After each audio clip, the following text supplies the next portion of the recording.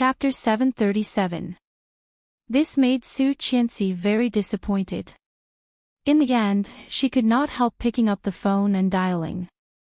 It was 9:00 in the morning in the Maldives. When Li Xiqing heard the call, it rang for a long time before he picked up. Li Xiqing's voice sounded sleepy, and his voice was low and hoarse like when he just woke up. "What's wrong?"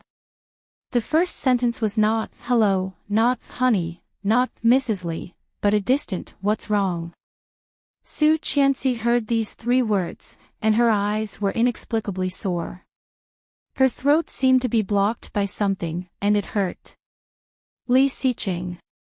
Her voice was a bit nasal as she called him. She did not call him husband, nor did she call him Mr. Li, but called him by his full name. She rarely called his name directly, which was a sign that she was angry or in a bad mood. However, Li Xiqing just casually said, "Yeah." Su Qianxi's heart ached. He did not seem to notice, or he pretended not to notice. Holding back the soreness in her eyes, she calmly asked, "What are you doing?" "Sleeping." "Where are you on a business trip?" "Dublin." Dublin, the capital of Ireland. He had said that he would take her to a grand wedding. But, he went alone, leaving her and the children in the Maldives. Why? Su Qianxi's heart ached, and she wanted to cry. God knew that as long as he gave her an explanation, she could lie to herself to believe him. But now, Su Qianxi did not feel confident at all. What was the difference between her behavior and that of those old women who were patrolling? Both sides were silent, so quiet that it made one's hair stand on end. There was a soft knock. Li Xiqing's voice was still a little low, with emotions that she could not understand. He said, "It is 4:00 in the morning. I am very sleepy." Su Qianxi felt a dull pain in her heart. She did not say anything and hung up the phone.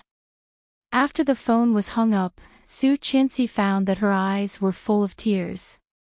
With a gentle blink, the tears fell. Her mood was terrible. She had been looking forward to the vacation, but because Li Xiqing did not come, she had no mood for a vacation. Especially now, that man did not even give her a call or an explanation.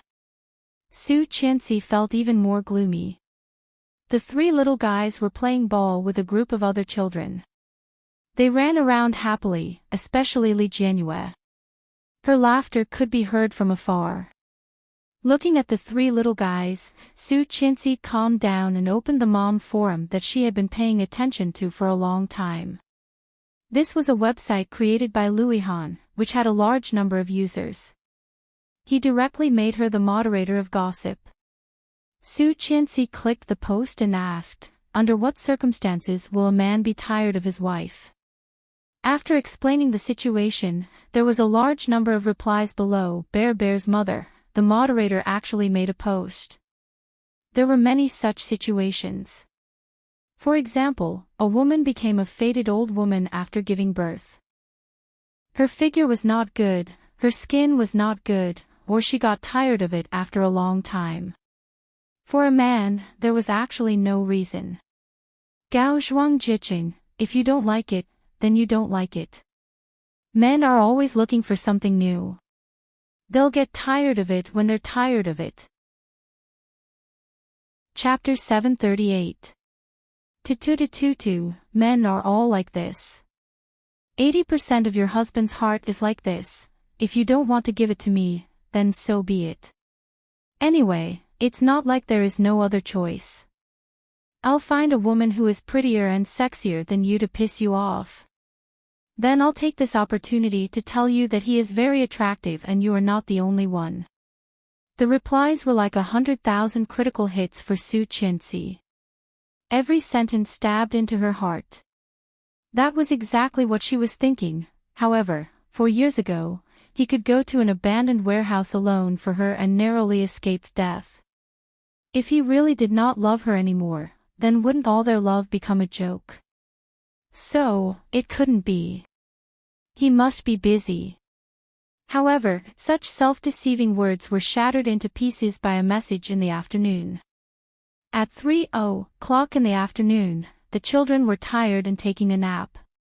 Su Qianxi was not in the mood to play at all. Sitting in the room, she was looking at the post she posted today. A WeChat message came in. Louis Han, picture. In the picture, Li Xiqing was sitting in the passenger seat of a car, and a woman was sitting in the driver's seat. She looked to be in her 20s or 30s, blonde hair and blue eyes, wearing a beautiful brown trench coat and delicate makeup on her face. The two seemed to be talking. Li Xiqing's face was soft, just like when he looked at her. Su Qianxi held the phone in the room and enlarged the picture again and again. Every detail and every facial feature was clearly visible. After so many years of acquaintance, this person was Li Xiqing, the Li Xiqing she loved deeply. Looking at this picture for a long while, Su Qianxi immediately felt that her sky was about to collapse. Finally, she couldn't hold it anymore, holding the phone and crying. That woman was the woman at the airport that day. What about the senior sister? Would he have this expression when talking to his senior sister? Even when talking to his parents, Li Xiqing had never had this expression. She used to think that this attitude of his was exclusive to her. She used to think that Li Xiqing would only be gentle to her. As he said, he loved her forever. However, the reality gave her 2 bloody cuts. Why? Was it only because of her rejection a few days ago? Su Qianxi suddenly felt it was ridiculous.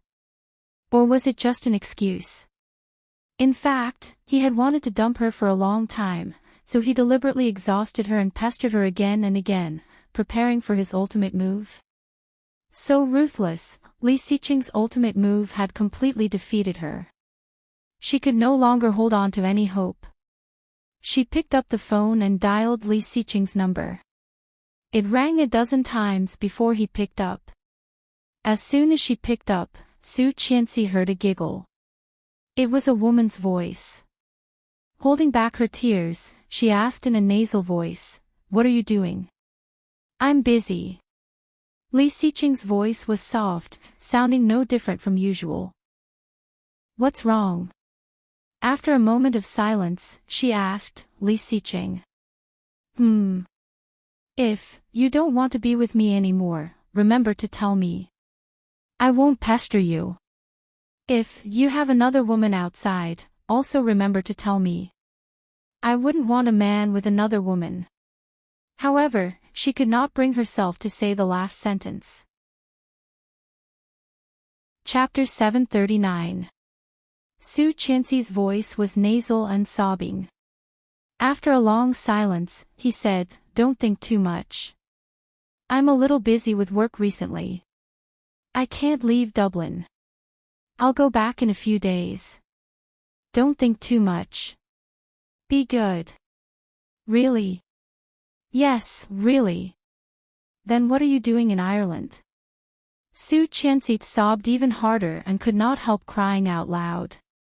"What's the matter? Can you just tell me?" "I'm here thinking about it all by myself.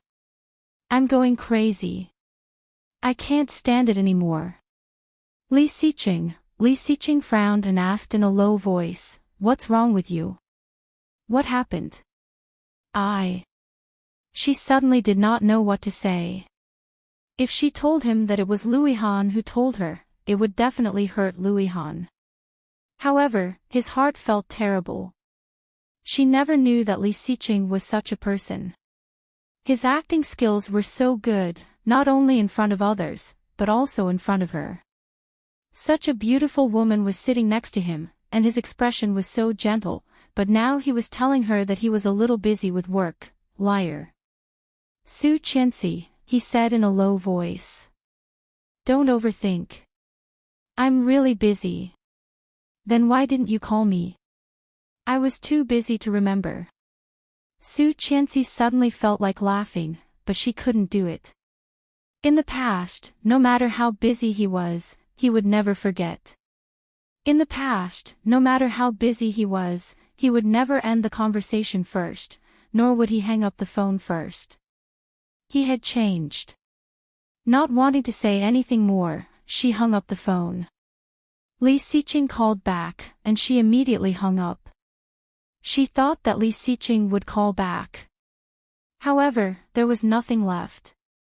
His heart was cold and dead. This situation made her feel even worse than when they quarreled. His phone vibrated. It was WeChat. Louis Han, come to Dublin. It's not convenient for me to show up. If you have anything to say, you can say it to him face to face.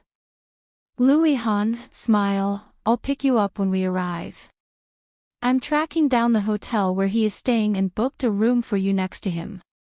Su Qianxi felt even more ridiculous when she saw what he had said. Did Louis Han mean that he wanted her to catch them in the act? Maybe if she lived next to him, she would be able to catch him red-handed in bed. Su Qianxi, Han, I don't want to go. Louis Han, Su Qianxi, the kids are still young. I don't want to fall out with them. Louis Han, tidying herself up, she went to the children's room and rang the doorbell. Shuang Yu opened the door and let her in. The children were all sleeping soundly. When Li Jianxian slept, he looked exactly like Li Siqing. They were still so young. Their 4th birthday was in 3 days, and her birthday was tomorrow. From now on, I'll celebrate every birthday for you. Today is my birthday, right? Yes. If I want a birthday wish, you will grant it, right? Yes. Then, you'll only celebrate my birthday in the future, okay? At that time, he looked down at her and only said one word, okay. After 4 years of separation, she had thought that he would celebrate her birthday with her this time. However, the reality was often crueler than the ideal. He was not by her side. Looking at the sleeping children, she took a deep breath after a long while. She took a deep breath, turned on her phone, and booked 7 tickets to Dublin. Chapter 740. The sudden decision caught the children and the bodyguards off guard. Su Qianxi asked them to pack up and check out of the room. The group hurried to the airport. Coincidentally, the person who had failed to talk to the children a few days ago saw them clearly from behind. Twisting her sexy waist, she pushed up her sunglasses and asked the receptionist at the front desk, "She checked out?" "So fast." "Yes." "How long was she supposed to stay?" "It must have been a week, right?" The receptionist smiled and did not speak. With a chuckle, she quickly went upstairs. Su Qianxi soon arrived at the airport. When she boarded the plane and was about to turn it off, she saw a WeChat message. "You Lily, Qianqian, are you there?" Yu Lily rarely looked for her. Su Qianxi was a little surprised and replied, "Yes." Yu Lily also quickly replied, "Well, I am a little short of money now. Can I borrow some money from you?" Su Qianxi, "How much?" Yu Lily, 5,000. Without hesitation, Su Qianxi directly clicked transfer and transferred 5,000 to her. Su Qianxi, "I am going to turn off my phone on the plane." Yu Lily, "Thank you." Friend has confirmed to receive the money. Getting the money, Yu Lily finally breathed a sigh of relief. She quickly paid the rent, and after seeing the landlord send an okay gesture, she sat down again. After resting for half a month, the bruises on her body had almost healed. However, because she had rested for half a month, Yu Lily did not have a salary. Every day, she spent a lot. She was used to spending money extravagantly and consumed a lot. It couldn't go on like this, she had to find a part-time job. Counting the money she had, Yu Lily only had more than 300 yuan left. She had just paid the rent for a quarter in WeChat, leaving only a few dozen yuan in change. So miserable, she went downstairs to buy a bowl of noodles and paid 10 yuan with WeChat. Yu Lily began to worry about her livelihood. These days, she had to find a part-time job. After searching online, she finally found a part-time job in a flower shop. When she used to live with Ming, she learned flower arranging and cutting when she was bored, and her skills were not bad. 3 meals a day, 150 yuan a day, mainly to help during the National Day. Yu Lily thought about it and called. Soon, the boss informed her of the interview and asked her to go to work the next day. The shop owner was a middle-aged woman with a mild temperament. Throughout the day, she had been wrapping the flowers, helping to move the flowers, and trimming them. Yu Lily was busy from 8 in the morning until the florist closed at 7 in the evening. Only then could she change her clothes and go home. As soon as she got home, Yu Lily collapsed onto the bed. She didn't even want to take a shower. Inadvertently, she tilted her head and saw Ming's photo on the wall. Subconsciously, she thought of the last time they met. Ming's cold and sarcastic smile. Yu Lily let out a long sigh of relief. After taking a shower, she lay down on the bed in exhaustion and fell asleep. The next day, after Yu Lily had gotten used to the intensity of the previous day's work, it was obvious that she had adapted a lot. However, she met an absolutely unexpected person, her immediate boss, Mr. Li. Chapter 741. No. Yu Lily was a little embarrassed and smiled. I'm just doing a part-time job here. That's amazing. Mr. Li looked at Yu Lily's hand and sighed. It must be very hard. Look at your hand, it's rough. It used to be white and tender. Then he reached out to hold Yu Lily's hand, but Yu Lily pulled it back before he could touch it. Yu Lily smiled a little awkwardly. Mr. Li, buy it for your wife. Yes, it's our wedding anniversary. Mr. Li smiled with his eyes squinted. Are your injuries healed? Can you come back to work after the festival? Yes. Yes, my part-time job will last until after the festival, and then I will go back to work. Well, it's a good thing to be diligent. Work hard, and I will tell you about your new position when you come back. Yu Lily nodded and smiled while wrapping the flowers. Finally, she handed the 99 roses to him and said, It's done, Mr. Li, thank you, thank you. Mr. Li reached out to take it. Intentionally or unintentionally, his palm touched the back of Yu Lily's hands, and the smile on his face deepened. How much? Yu Lily didn't care too much. 600. Mr. Li nodded and took out his wallet with the flowers. After counting, he gave Yu Lily 600 yuan. Then, he counted 300 yuan bills and put them in Yu Lily's hand. The packaging is so good. This is your tip. Mr. Li, Mr. Li's smile deepened, but he quickly became angry. It's just a tip. It's normal for customers to give tips. Are you looking down on me? No, I just think it's too much. She said and was about to put it back. But Mr. Li took the opportunity to hold her hand, pushed it back, and said meaningfully, You are worth the price. Before Yu Lily had time to think, Mr. Li put her hand back and left with the flowers. You are worth the price. Yu Lily felt that this sentence was a little strange, so she looked back at the proprietress. The proprietress also looked at Mr. Li with a strange look and asked, Who is that? My company's boss. Here, Sister Qin, this is the money he gave me. As for the tip, can we split it together? The money is for me, and the tip is for you. Keep it for yourself. It's not easy for a girl like you. But as your big sister, I have to remind you that you have to be careful. He seems to like you very much. Since he has a family, you have to keep a distance from him. Of course, Yu Lily said with a smile. She took the money and whispered, This guy is so old. If I want to find someone, I will find someone tall, rich, and handsome. Sister Chin chuckled. A man doesn't have to be tall, rich, or handsome. He just has to be nice to you. You're so pretty, you can find anyone you want. There's no hurry. Lily's heart warmed and she nodded. Yes. You can come and help me on weekends when you are free. Sister Chin is very busy. It's okay on weekdays, but it's very tiring on holidays. With a beauty here, my business is much better. If you come back next time, I'll give you some tips, okay? Chapter 742.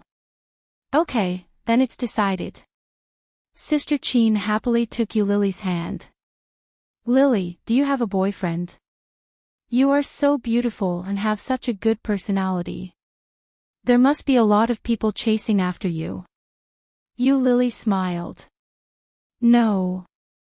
My circle is relatively small, and I don't have a boyfriend. Do you have someone you like? She subconsciously thought of Ming's face in her mind. Lily narrowed her eyes and slowly shook her head. Not at the moment. That's great. My son is a graduate student, about the same age as you. He is about to graduate. When he comes back, I will introduce him to you. Sister Chin's enthusiasm somewhat scared Lily. Lily smiled awkwardly. I am afraid that your son will not like me. Let's talk about it later. Sister Chin saw Lily's embarrassment. The more she looked, the more she liked her. She smiled and did not tease her. Lily finally breathed a sigh of relief and thought far away. I wonder how he is now. At the Dublin airport, Ming had just left the airport and saw a few familiar figures. It was actually Su Qianxi and the children. The temperature in Dublin was a bit low. Today's temperature was 10 degrees Celsius. They all looked a bit thinly dressed. Ming stopped behind and did not dare to go forward. He took a photo with his phone and sent it to Li Xiqing. He typed, "Your wife and children are all here. Did you ask them to come?" Seeing that they led them to the children's clothing store, Ming took his luggage and walked forward, carefully avoiding Su Qianxi's sight. While Su Qianxi was buying equipment for the children and changing clothes, she picked up her phone and was ready to call Li Xiqing. But she quickly changed her mind. After hanging up, she called Luihan. Luihan's voice sounded sleepy, as if he was sleeping. Qian. I have arrived in Dublin.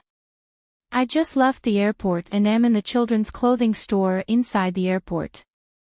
Luihan was a little surprised, jumped up from the bed and asked, "Didn't you say you would not come?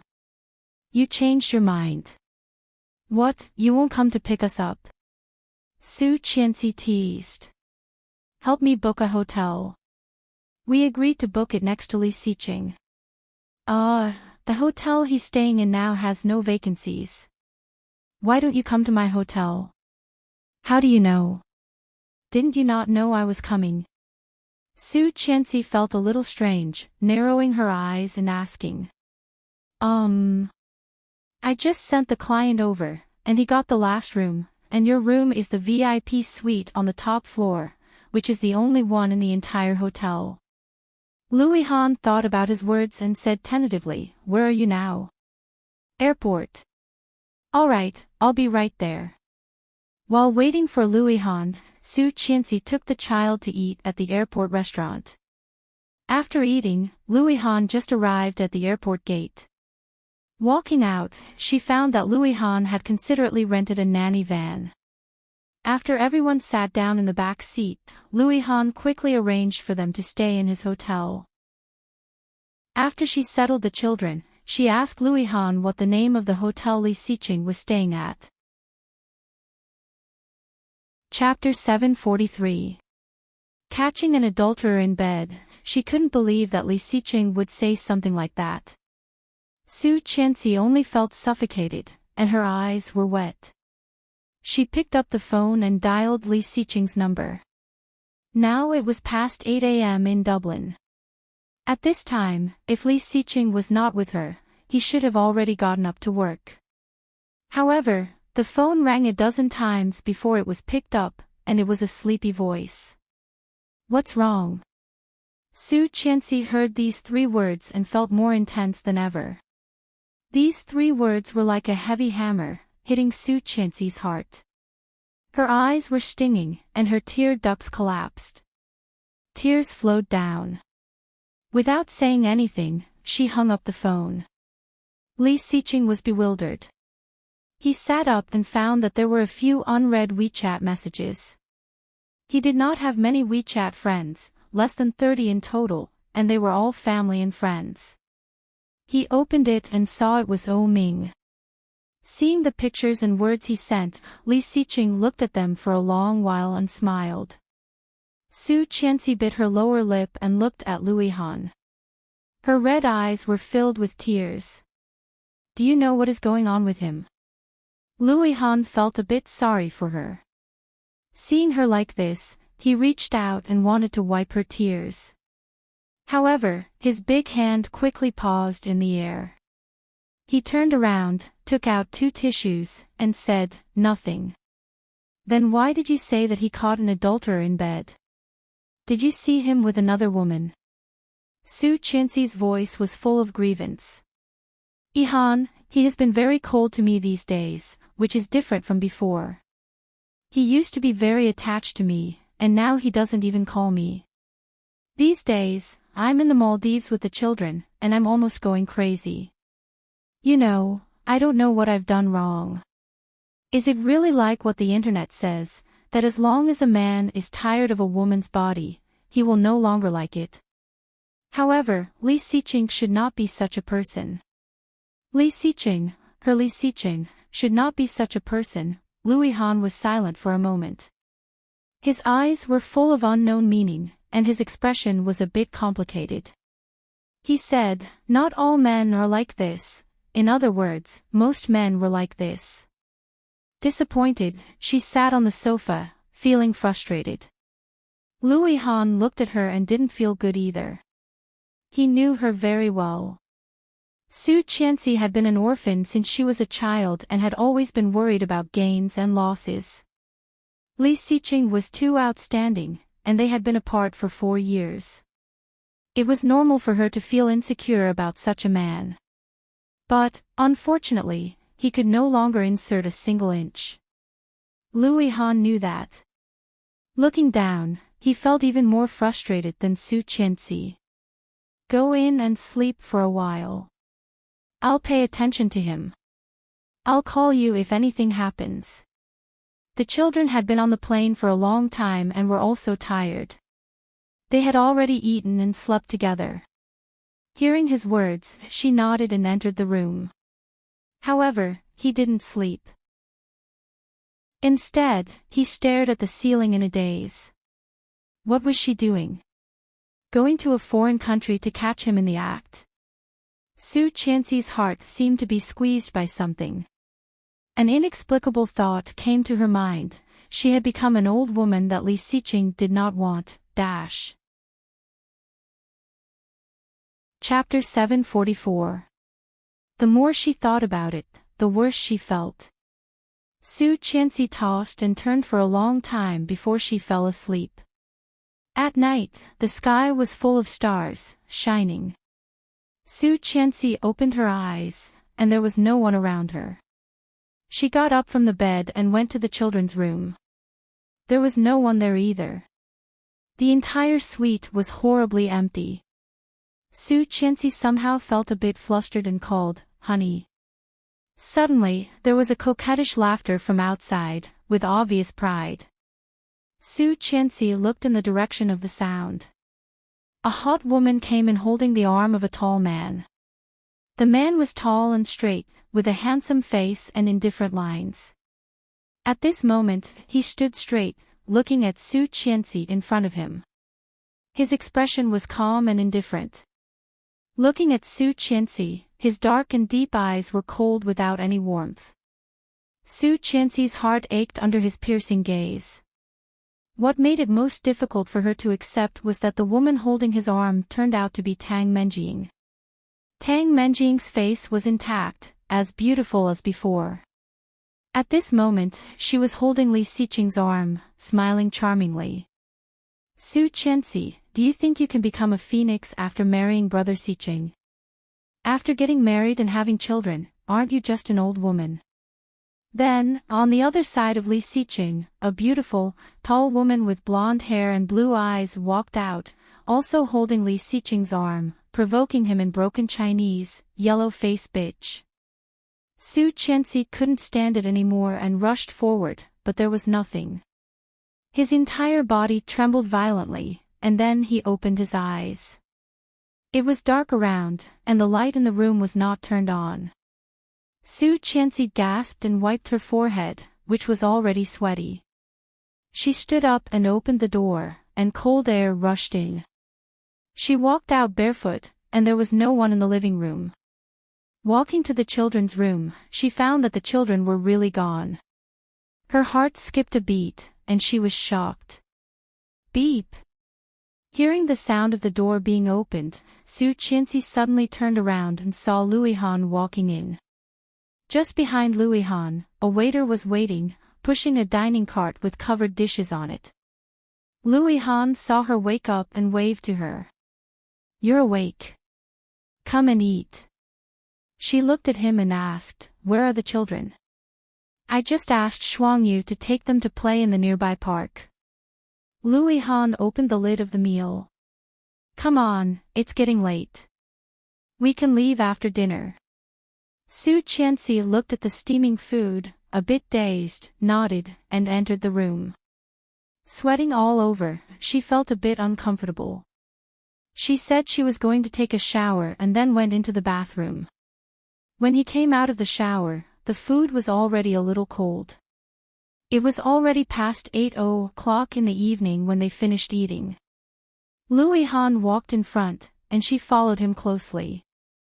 However, she somehow did not dare to go forward.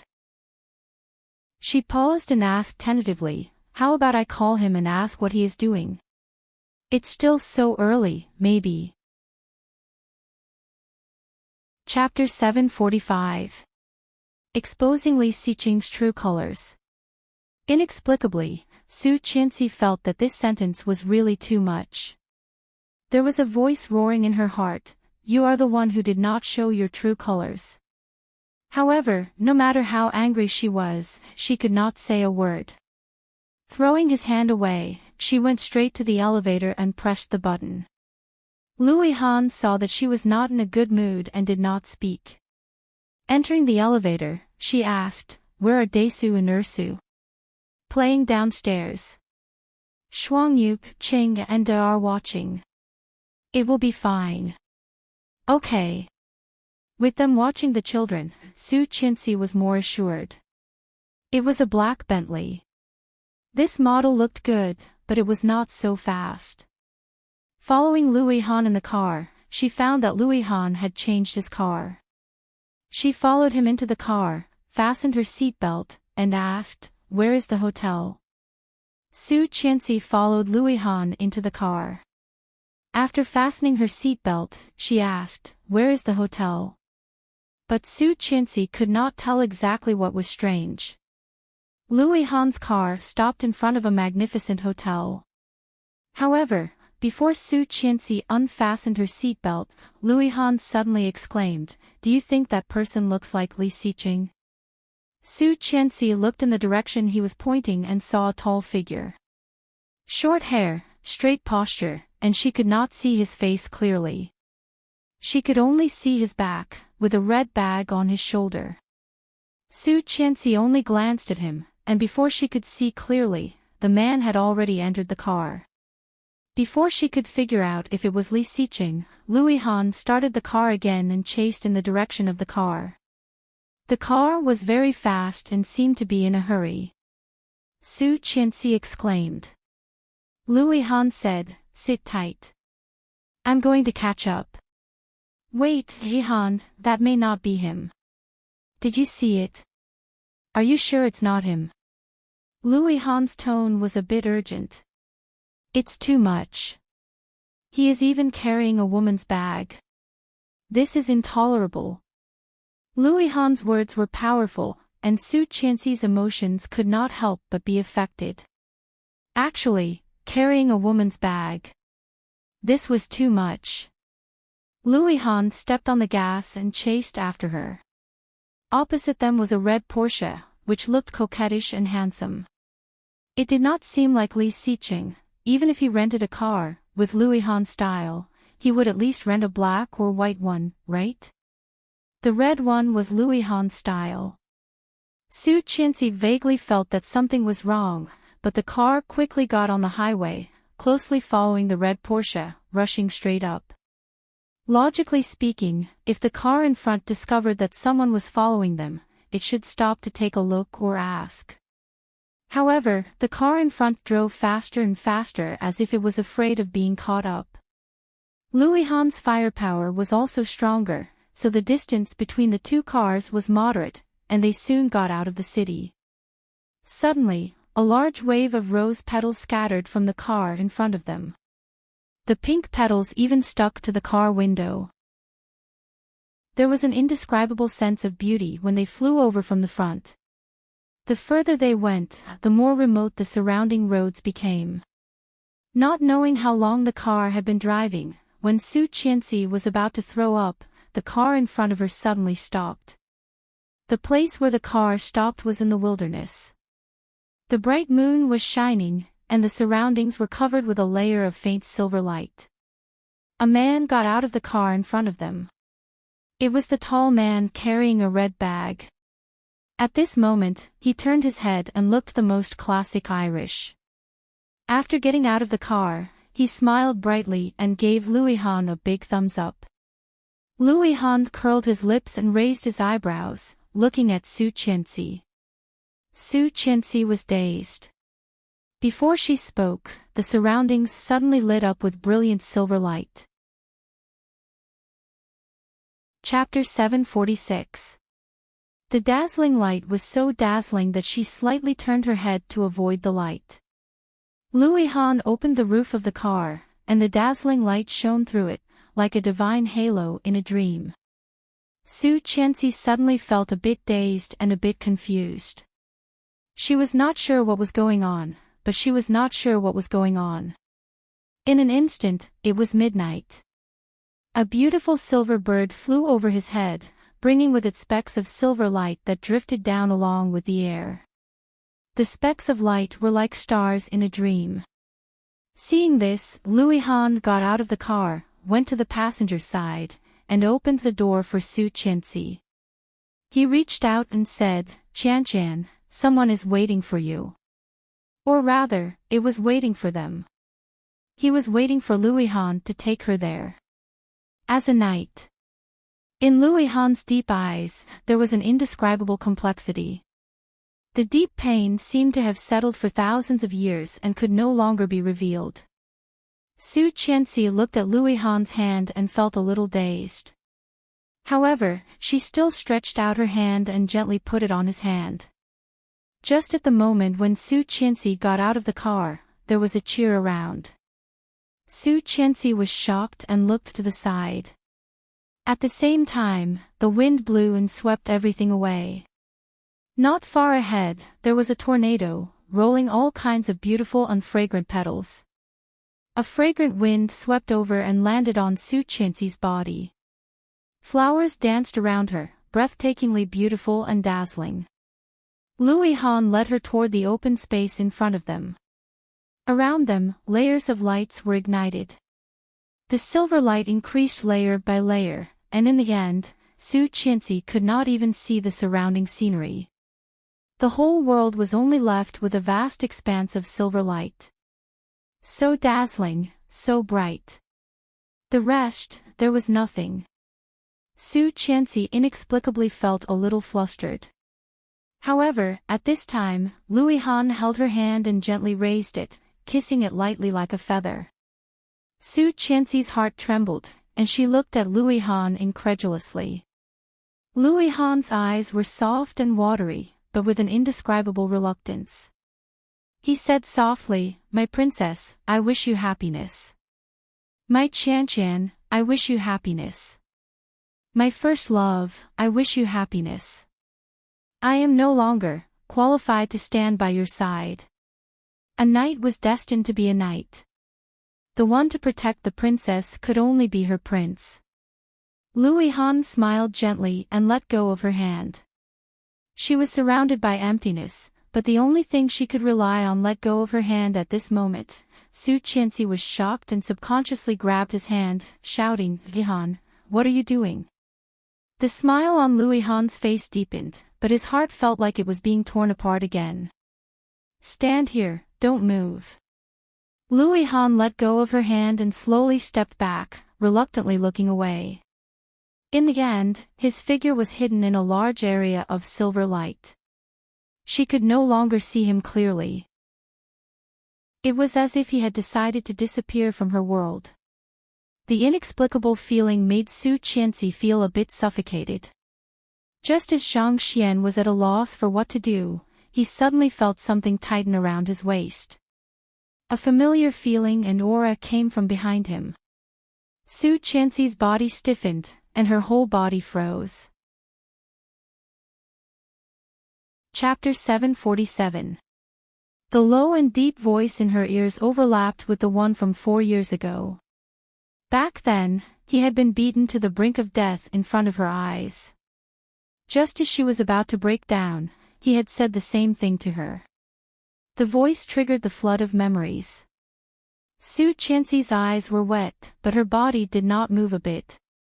It was as if the man who vomited blood and smiled at her appeared in front of her again. Li Xiqing hugged her from behind, his arms getting tighter and closer. Putting his face into her neck, he gently kissed her cheek and whispered, "Mrs. Li, happy birthday." Su Qianxi's body was stiff, and she did not respond. Or rather, she had forgotten how to react. Suddenly, there was a burst of cheers. The silver light that had just shrouded the sky and the earth, from somewhere above, seemed to be gently touched by the center of the enchantment and quickly began to recede. The surroundings returned to the pitch-black and boundless expanse, and light and dreamy music rang out. Colorful butterflies fluttered about on the ground, bringing with them a colorful radiance as they fluttered about in the sky. The butterflies flew high in the sky. Su Qianxi couldn't help but look up and accidentally saw the sky full of stars, densely packed with moonlight. The bright stars were inlaid in the dark night sky. In front of her eyes, the butterflies were flying, and there seemed to be silver light lingering, shocking. Su Qianxi had lived 2 lives and had never seen such a scene. Amazing! The beautiful pictures she had seen in both lives were probably not even 1 in 10,000 of what she had seen in front of her. Touched, was this the true face of Li Xiqing's affair? Unconsciously, Su Qianxi had tears in her eyes. In front of her, it was enough to satisfy any woman's beautiful fantasy. Dreamy, exquisite, and soul-stirring beauty. This was not the special effects in the movies, nor was it the scene in her dream, but the real face of Li Xiqing in front of her. "Mom! Happy birthday!" A young voice came from afar. The voices of the 3 little fellows converged together to form a simple birthday wish. Li Jianyue was wearing a white dreamy princess dress and holding a large gift box in her hand. She was running towards Su Qianxi with her short legs. When the little fellow ran, his hair was blown by the wind around him. His little face was flushed. Holding the big gift box, he shouted as if he was asking for praise, "Mummy, Mummy, this is Daddy's birthday present for you." Su Qianxi's eyes were sore, and she couldn't help crying. But at the same time, she couldn't help but laugh through her tears. "Why are you here?" Li Jianyue tilted her head, looked at Li Xiqing behind Su Qianxi, and said with a smile, "Dad picked us up, saying that today is Mom's birthday, and we have to give Mom a big surprise." Li Xiqing chuckled and loosened his grip slightly. She squatted down, took the gift box from the little guy, and opened it. It was a pair of transparent crystal shoes. Seeing the shoes, Su Qianxi was dazed. When Li Jianyue saw it, she blinked and looked up at her father. Soon, she smiled happily, turned around, and ran back with her short legs. Chapter 748. Li Mosen was wearing a handsome and beautiful white suit, holding a gift box that was larger than his body, which looked a bit funny. Su Qianxi saw the little guy like this, chuckled and opened her arms to welcome his gift. Li Mosen's little face suddenly turned red, and he shouted, "Mom, happy birthday." Su Qianxi rubbed his little head. "Thank you, Mosen. This is a gift from Dad to you." Su Qianxi chuckled and opened the gift box. There was a white dress lying inside. The first thing she saw was the dazzling diamond, as well as the exquisite and neat handmade traces. The beautiful white dress made Su Qianxi couldn't help but hold her breath. Picking up the dress, he discovered that it was an exquisite and beautiful white dress that was so elegant that it could enchant one's heart. Beautiful. This is a wedding dress. Li Mosen's little face was also stunned, but soon, he ran away with a red face. The surroundings were pitch black. Colorful butterflies were still fluttering in the air, and silver light was slowly lingering in the air. In the haze, the bright moonlight shone down, covering the sky full of stars and surprises, but the surrounding darkness was still not covered. Su Qianxi knew that there were many, many people around. There were at least dozens of people exclaiming like that. However, under such light, Su Qianxi did not see anyone except Li Xiqing and a few little guys who ran out to send things. Li Jianqian was the last to appear, unlike the two little guys before him, who ran out wildly. Instead, he stood straight, holding a bright red rose in his hand, and walked slowly toward the side. There was no expression on his little face. His black hair was combed into a handsome style, and his white straight suit looked formal and cute. The little guy walked in front of Su Qianxi, bowed to her like a gentleman, handed out the rose, and said, "Dear mother, please accept my most sincere blessing, I wish you a happy birthday." Su Qianxi couldn't help but chuckle, took the rose, and reached out to rub his little head. Li Jianqian's little face was red, and he took her hand away with some dissatisfaction and said, "Don't touch my hair, it will be messed up." Then he took out a white velvet box from his pocket and said, "Finally, I wish Mom and Dad a long life together." Seeing the long box, Su Qianxi was dazed. When Li Jianqian saw that his mother didn't take it, he looked up at his father. Li Xiqing curled his lips, took the ring box, and gently pushed him. "Go play with your sister." Li Jianqian was a little annoyed by his words, but he didn't say anything. He turned around and walked back. Looking at her son's back, she took a long while to come back to herself and looked at Li Xiqing. Li Xiqing smiled and opened the box in his hand.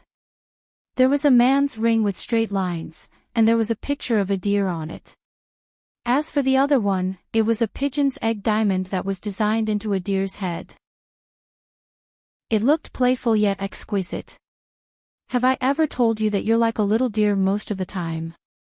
Li Xiqing's eyes seemed to be embedded in the night lake, which was shimmering and dark. At the same time, there was a reflection of the moon surrounded by stars, so beautiful that it was hard to look away. Chapter 749. Do you like it? Hearing this question, Su Qianxi smiled with red eyes. Do you like it? Who wouldn't like it? Who wouldn't like such a birthday? Instead of replying, she leaped forward and threw herself into his arms. Li Xiqing was caught off guard, but his posture was still as steady as a mountain, not shaking at all. Holding her in his arms with one hand, Li Xiqing bowed his head and looked at her with a smile. Su Qianxi looked up, pouted, and punched him hard in the chest. She closed her eyes, and large drops of tears rolled down her cheeks. She cursed, "You bastard. Li Xiqing did not resist, letting her punch him without making a sound. Su Qianxi punched him a few times, and her tears became more and more intense.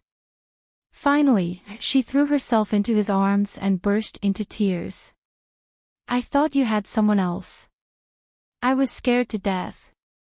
Li Xiqing smiled gently, held her in his arms, and said in a low voice, "You don't have confidence, either. How can someone else be as good as you?" Su Qianxi cried even harder, holding his waist with her hands, crying like a child. She hit his back hard and shouted, "Why did you lie to me? I was scared to death. You even colluded with Yihan to lie to me. You know that I trust Yihan the most. You, bad guy." Li Xiqing hugged her and wiped away her tears with pity, but he could not hide the smile on his lips. He whispered, "Don't cry. You liar." "Well, I am a liar." Li Xiqing wiped the tears from her eyes with his big hand and whispered, "Don't cry, okay? You have to be a bride later. What if you look ugly?" Su Qianxi was so scared that she immediately choked and blinked at him, a little dazed. Li Xiqing looked at her with deep eyes and chuckled. His forehead touched hers, and he bowed his head to kiss her. "Don't cry." Su Qianxi sniffled, feeling wronged. God knew that her mood these days was even worse than when Li Xiqing did not come back. She really thought that he did not want her anymore. She really thought that he cheated on her. Thinking of this, Su Qianxi's throat was choked again, and she sobbed while holding him. Li Xiqing frowned. Seeing that she was about to cry, he hugged her and kissed her lips. Su Qianxi was kissed so suddenly that she stopped crying. He hugged her and deepened the kiss. His hands slowly climbed up her shoulders and took the wedding dress from her hands. His movements were gentle and full of pity. She responded obediently, and the two of them kissed. In the overwhelming silver light and colorful butterflies, it seemed dreamy and distant. The surroundings were filled with cheers, mocking whistles, cheers, and voices of agreement. All of them gathered together. She was shocked and quickly pushed him away.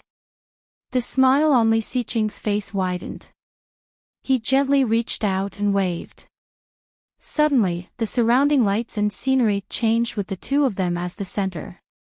Several women ran toward Su Qianxi, and Su Qianxi recognized them at a glance. One of them was Qingyu. And just behind her, wasn't it Sunny who had styled her in the Maldives? The lights around them changed, and the music grew louder. The music playing in the scene was the most classic, "I Love You."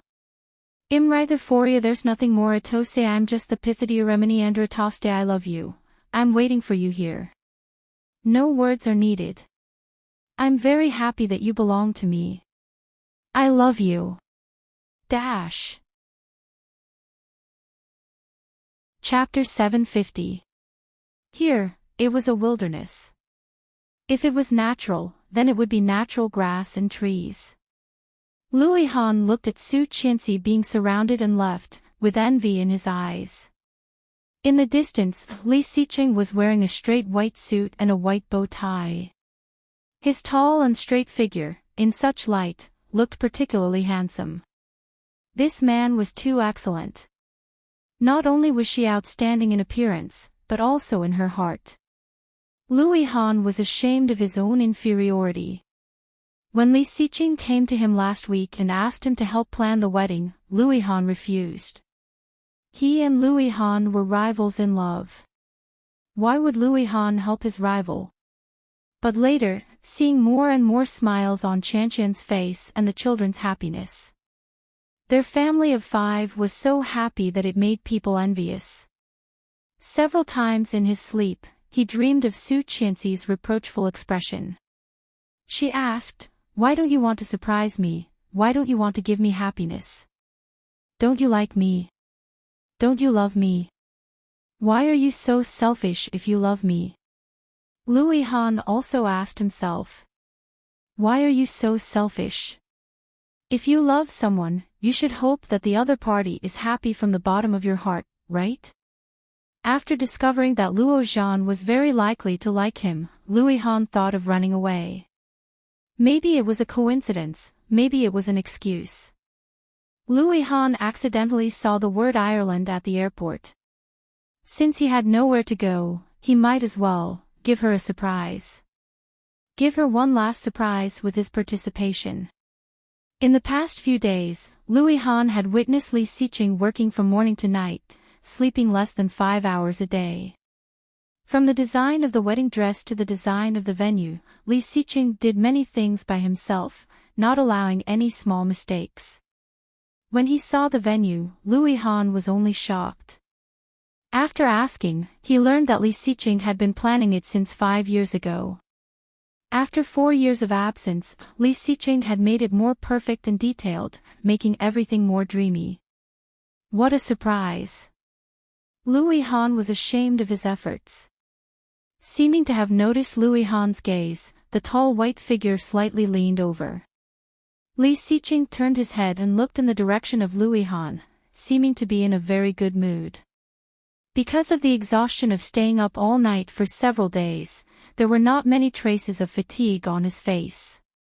He was as indifferent as ever, but this time, his face looked softer than usual. Li Xiqing walked toward Louis Han. At the same time, Ming also walked toward Li Xiqing. When the three of them gathered, Louis Han suddenly felt a little awkward. If he remembered correctly, their relationship seemed to be a little complicated. He liked Su Qianxi, and she liked him. But Yu Lily liked him, and he took care of her. Ming met up with Li Xiqing and walked toward Louis Han at the same time. Li Xiqing threw it to Louis Han. It was a firework. Putting the fireworks on his chest, Louis Han took the cigarette that Ming handed over. Li Xiqing looked at him meaningfully. Thank you. I didn't help you. I just wanted to give Qian a surprise. Louis Han took the cigarette, lit it, and slowly took a puff. You got lucky. Dash. Chapter 751. Li Xiqing heard that and chuckled. Ming also lit a cigarette, glanced at Louis Han, and asked, How long have you known Yu Lily? Louis Han did not expect Ming to suddenly speak. After a pause, he looked calm, exhaled the smoke, thought for a moment, and said, About 9 years, or 10 years. It's not a short time, but we didn't communicate much. In high school, she and Qian had to work to earn tuition fees, but I was deskmate with Qian at that time, so our relationship was better. As for my relationship with Yu Lily, it was more ordinary. It was just a little better than ordinary classmates. Su Qianxi had been working in convenience stores or shopping malls, while Yu Lily went directly to bars or KTV to sell cigarettes and alcohol. This way of making money was certainly faster. He also believed that Yu Lily would protect herself well, but later he learned that Yu Lily was a mistress of a rich man, and finally, the last trace of good impression Louis Han had for Yu Lily was gone. Men liked good girls, and Louis Han was no exception. In contrast, Su Qianxi was more gentle and well-behaved. Therefore, for a person like Yu Lily, Louis Han had avoided her as much as possible in the past few years. After all, it was not a secret that she liked him. Hearing Louis Han's explanation, Ming lit a cigarette, raised his eyebrows, and asked, How long have you known Su Qianxi? 13 years and 5 months. Almost without hesitation, Louis Han blurted out. However, as soon as he said it, he received a dangerous look from Li Xiqing. Louis Han did not even expect that he would remember it so clearly. Obviously, he did not deliberately remember it, but this time seemed to be branded in his heart, and he naturally remembered it. Laughing, Louis Han's lips were full of self-mockery. More than 10 years, still a step behind you. Reaching out and putting his hand on Li Xiqing's shoulder, Louis Han let out a breath. Treat her well. If you are not good to her, I will find you at any time. Li Xiqing indifferently slapped his hand away, with a cold look in his eyes, and slowly said, "Rest assured, you will not have this chance." "I hope so." The corners of Ou Ming's lips curled up into a devilish smile. This smile contained ridicule and mockery, but it was mostly filled with an indescribable helplessness. You Lily, what should I say?" He thought that the person she was waiting for, the person she wanted, at least cared about her. However, seeing Lu Yihan's attitude towards Su Qianxi and Yu Lily, Ou Ming couldn't help but feel sad for Yu Lily. Thinking of that woman, Ou Ming's dark brown eyes were full of sympathy and helplessness. Su Qianxi was led by Qing Yu and Sunny to a place and found that it was not the wilderness. Going down, it turned out to be a magnificent hotel. The place she was at just now was clearly the top floor of this hotel. Su Qianxi was shocked by the terrain. It turned out that the scene just now was an illusion deliberately made by Li Xiqing. This was actually a resort, and the area was a bit remote. After being taken into the hotel, Su Qianxi entered a suite. There were many people in the suite. Chapter 752. Song Yifan and Rong Xian, they met. Su Qianxi seemed to have seen something terrible and exclaimed, "Dad, you." As soon as she said that, Song Yifan and Rong Haiyue looked over at the same time. For a moment, there was only one word floating in the air, awkward. Rong Xian stood in the middle of them, looking a bit embarrassed. She coughed and said, "Su Qianxi, go in first." Then, Rong Xian walked toward Su Qianxi and pushed her into the room. Several women entered the room together. Su Qianxi was a bit worried. Will it be okay to leave them outside? Rong Xian was also uncertain. Pursing her lips, she said after a long while, "Your dad knows what to do." Su Qianxi frowned and asked, "Which dad?" Rong Xian was silent for a moment before she said, "Both dads." A long time ago, Rong Haiyue knew Song Yifan, but Song Yifan did not know him. This was the first time that Rong Haiyue had looked at Song Yifan face to face. It was very sudden but expected. On such an important day, Su Qianxi's parents could not be absent. Since they were Su Qianxi's parents, of course, Rong Xian, Rong Haiyue, and Song Yifan would be there. Xing Shiming looked at them, coughed, and said, "You must be Major General Rong. I've heard a lot about you. Nice to meet you." Rong Haiyue just nodded slightly, looked at Song Yifan, and said, "You must be Mr. Song Yifan.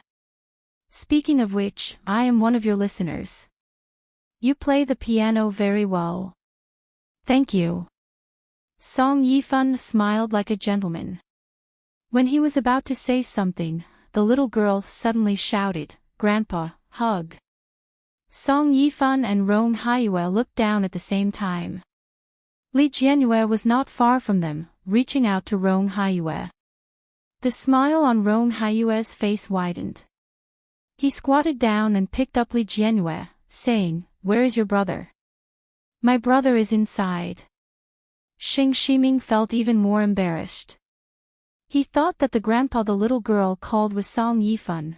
Song Yifan also felt a bit embarrassed and said, "I'm going out to see if there's anything I can do to help." "See you." Rong Haiyue just nodded and watched them leave. His eyes were obscure. The child chose him, but what about Rong Xian's choice? Who could it be? The outdoor wedding at night was held under the starry sky. The MC was a famous local priest in Ireland. At this moment, he stood solemnly and divinely in the most eye-catching spot. His sonorous voice rang out, bringing bursts of excitement to the scene. "Let's welcome the bride." Nervousness, apprehension, excitement. After taking several deep breaths, she took Rong Haiyue's hand and walked out. The wedding. How many weddings could there be in a lifetime? For the first time, she held her so-called uncle's hand and walked into the wedding hall. At that time, he was cold and aloof. Even when he took her hand, his expression was stiff and indifferent. There was not the slightest bit of emotion. But now, she was holding her biological father's hand and walking to her beloved husband's side. Behind them, her son and daughter followed. The guests around her whistled and cheered from time to time. Su Qianxi glanced around and found many acquaintances. Chapter 753. Many familiar faces were looking in his direction. Knowing that with the veil and the light at night, they might not be able to see her clearly, Su Qianxi still couldn't help feeling nervous. Blushing slightly, she lowered her head and was led to the front by Rong Haiyue. This was the first and last time for Rong Haiyue to send his daughter off. He thought that it would be Rong Anna, who he had raised for more than 20 years. But now, it was his own daughter who had been away for more than 20 years. Life was full of emotions for Rong Haiyue. Looking at the excellent son-in-law in front of him, whether it was appearance or ability, Rong Haiyue could not find any fault. If there was anything he regretted, it was that in the past 4 years, when his daughter needed a husband the most, he was not with her. Fortunately, all the effort was worth it. The happiness that belonged to them had finally come. Giving his daughter's hand to Li Xiqing, Rong Haiyue's heart turned into the most emotional hug. Patting Li Xiqing's back, Rong Haiyue suddenly felt a little like crying. He choked and said, "Take good care of her." Li Xiqing gently patted his back and said firmly, "As long as I am alive, I will not let her suffer. Even if I have to wait for 100 years, I will not let her down." A few simple words, but powerful. Su Qianxi heard this and was quite moved. She looked up at him. Li Xiqing seemed to notice her gaze and also looked over. In an instant, their eyes met. They looked at each other, leaving a different kind of affection that could only be understood by each other. The wedding march was getting higher and higher. Led by Song Yifan, the beautiful music flowed into everyone's ears and into everyone's heart. Time passed slowly, and all that was left was beauty. The priest's voice was solemn and sacred, and Su Qianxi's mind went blank. She was nervous, but at the same time, happy. Not knowing how long the priest had been talking, Su Qianxi suddenly heard the priest calling her name. "Miss Su Qianxi, do you want this man to be your husband and marry him? In sickness and in health, or for any other reason, to love him, to care for him, to honor him, to accept him, to be faithful to him till the end of time?" Hearing this question, Su Qianxi chuckled. He had been her husband for a long time. Whether it was his previous life or this life, he could not escape. Whether it was her previous life or this life, she loved him deeply. "I'm willing." Su Qianxi couldn't help blushing. "Mr. Li Xiqing, are you willing to marry this woman to be your wife?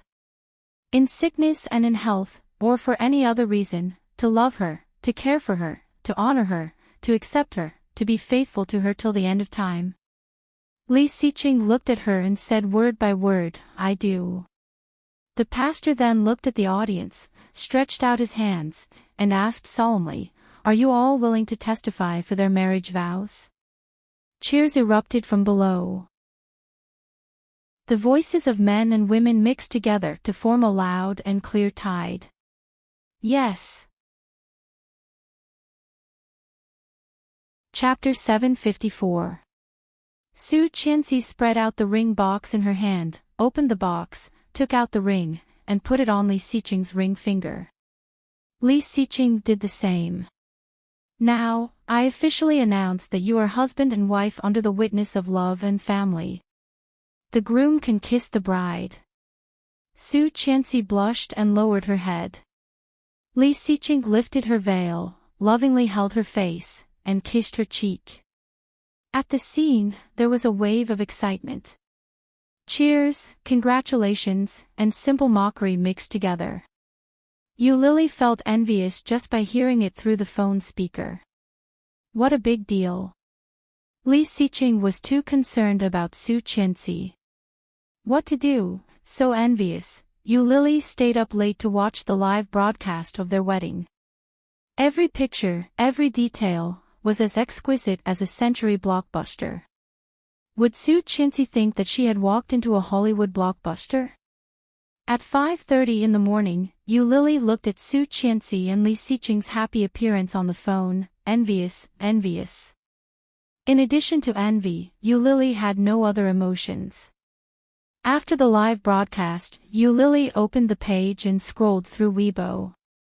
She found that they were all the hot topics. Shocking. The LS Group dog abuse couple returns. Are you ready for dog food? Late-night dog food, LS couple wedding in Ireland, scene comparable to Disney blockbuster, everything every woman longs for. She got waiting for 4 years. Everyone says she's stupid, but she doesn't know she's the biggest winner in life. All kinds of titles, short and concise. Just thinking about it was enough to know what happened to them. So envious, Lily chuckled, turned off the phone, and put it aside, but she couldn't fall asleep. At 7:00, she got up on time, washed, and spent 5 yuan on breakfast. After eating, she went to the flower shop at 7:50 and opened for business. All the dreams, all the beauty, would only be on Su Qianxi. She was lucky. And Lily. She deserved it. After the ceremony, other things didn't seem to matter. The people who came to Ireland this time were all good friends and brothers of Li Xiqing, and the rest were all related to Su Qianxi. Except for Grandpa and Lu Sao, everyone else in the family was there. The children were following Li Jinan and Louis Han to get all kinds of red envelopes. Su Qianxi changed into a Chinese-style toast dress. After a round of toasting, she was exhausted. Since they were all acquaintances, Su Qianxi simply went to the hotel. After removing her makeup and taking a shower, she laid on the bed and played with her phone. Seeing so many messages on her phone, she realized that the wedding had been broadcasted live. It should be midnight in Huaxia now. The popularity was higher than any previous one. Su Qianxi went to the list and saw that it was all about her wedding. An inexplicable sense of satisfaction welled up in her heart. Suddenly, she saw a title, Waiting for 4 years. Everyone said she was stupid, but didn't know she was the biggest winner in life. It was a long article, describing Su Qianxi's experience in the past few years in waiting. Su Qianxi felt a bit magical after reading it. In the eyes of outsiders, she was actually this great. She clicked forward happily and attached the words, "Facts have proved that all the waiting is worth it, love." Chapter 755. I'm so busy outside, and you ran away after enjoying yourself. You are so heartless. As he spoke, he had taken off his coat and untied the bow tie around his neck. Su Qianxi put her phone aside and sat cross-legged on the bed in a bathrobe. Looking at him, she said with a smile, "Honey." "Yes." Li Xiqing looked over and took off his clothes. "Honey." "Yes." "Honey." Li Xiqing did not respond this time. While unbuttoning his cufflinks, he walked over to the bed and looked at her with a pair of deep eyes. Su Qianxi blushed and suddenly covered her face, falling toward the bed. Li Xiqing felt inexplicable, but he was amused by her unknowingly. Jumping forward, he straddled her and whispered, "What are you laughing at?" Su Qianxi took her hand away, blushing and asked, "Am I beautiful?" Hearing this, he felt a little funny and deliberately said, "Not beautiful." Su Qianxi was unhappy. She pouted and kicked him away. "Go away." With a smile in his eyes, Li Xiqing leaned close to her and said in a low voice, "You can make me crazy even if you are not beautiful. If you are a little more beautiful, wouldn't I be in heaven?" Then he leaned over and wanted to kiss her. Su Qianxi's heart was overflowing with honey. However, when he was about to kiss her, she tilted her head and pushed him away, saying, "You smell like alcohol. Go take a shower. Give me a kiss before you go." With that said, he reached out to grab her face. Su Qianxi dodged again and reached out to cover his face. "I won't kiss you if you don't take a shower." "Okay." Li Xiqing was a little reluctant, but he still got up and said, "Okay." Seeing him slowly getting up, Su Qianxi let go of his hand. But unexpectedly, he suddenly pressed down again and kissed her on the face before he got up with satisfaction. Su Qianxi wiped her face with disgust and turned over on the bed with a grunt. But her heart couldn't help but quietly tremble. Suddenly, her phone rang. She took it and saw it was Luo Zhan. "Z, where is Luihan?" "Su Qianxi, I don't know. Maybe in the room. 709, go check it out." "Z, okay." Following the room number, Luo Zhan felt inexplicably nervous. His heartbeat was like thunder, rumbling non-stop. What should he do? He didn't dare to go. But someone had to make things clear first. He was the one who caused the trouble, so he had to solve it, right? At 7:09, Luo Zhan rang the doorbell and deliberately covered the peephole. Sure enough, the person inside couldn't see outside, so he asked, "Who's there?" It was really Luihan's voice. They hadn't seen each other for a few days, and Luo Zhan actually missed her. "It's me." After a short silence, Luihan opened the door. He looked like he had just taken a shower and was drunk. His hair was half wet and a little messy. Luihan was wearing a bathrobe. After opening the door, he turned around and lay on the bed without a second thought. Luo Zhan naturally walked in and closed the door. "Luihan." "Yes." "Luihan." "What?" Luihan's voice sounded a little impatient, and he took a pillow to cover his face. Luo Zhan was a little hesitant. He walked over and sat on his bed, saying, "When are you going back to China?" Chapter 756. Oh. I see. Luo Zhan suddenly felt that he couldn't find a topic. He was embarrassed, guilty, and nervous. Did Luihan know or not that he had secretly kissed him? Seeing him like this, Luihan sat up, holding a pillow, and asked, "Do you have something to say to me?" "No, you always act like this every time you need something from me. Who are you trying to fool?" Luihan kicked him. "Say it." Luo Zhan was speechless. Luihan waited for a moment and found that Luo Zhan still did not speak. He shoved a pillow into his face, then fell on the bed and said, "If you have nothing to say, get out. I am so sleepy." Luo Zhan lowered his eyebrows and said, "My mother wants me to have a girlfriend and introduce me to a girl. She is very beautiful." Luihan took the pillow away and felt a little strange. Luo Zhan was going to have a girlfriend. If it was a few days ago, Luihan would have laughed at him. How could a coward like you have a girlfriend? Or, which girl is blind enough to fall for you? But now, Luihan was stunned and said, "That's good. Don't you like her?" "I like her," Luo Zhan said without hesitation. "So I am moving away. When I go back, I will move to the place where the girl lives." "No way." Luihan suddenly got up and looked shocked. "How long have you known her? Are you living together?" "No, just temporarily. She knows that I am sharing a room with a man and feels that it is not convenient, so, oh." Luihan was speechless and felt a little complicated. Girlfriend? Not convenient to share a room with a man. Who was he kidding? Luo Zhan was not the kind of person who would live with someone so easily.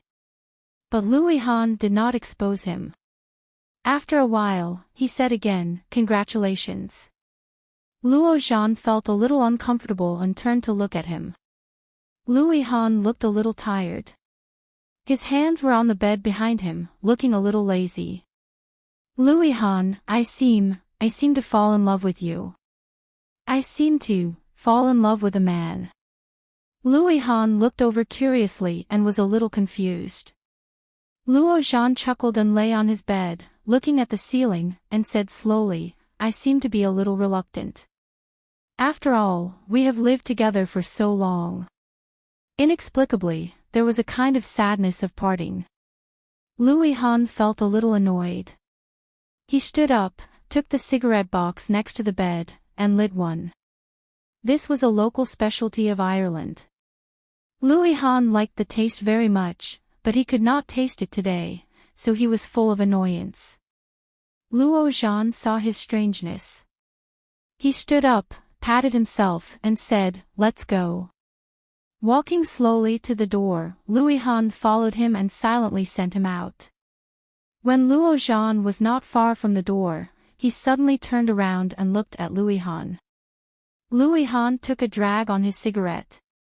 His hand had just left his lips.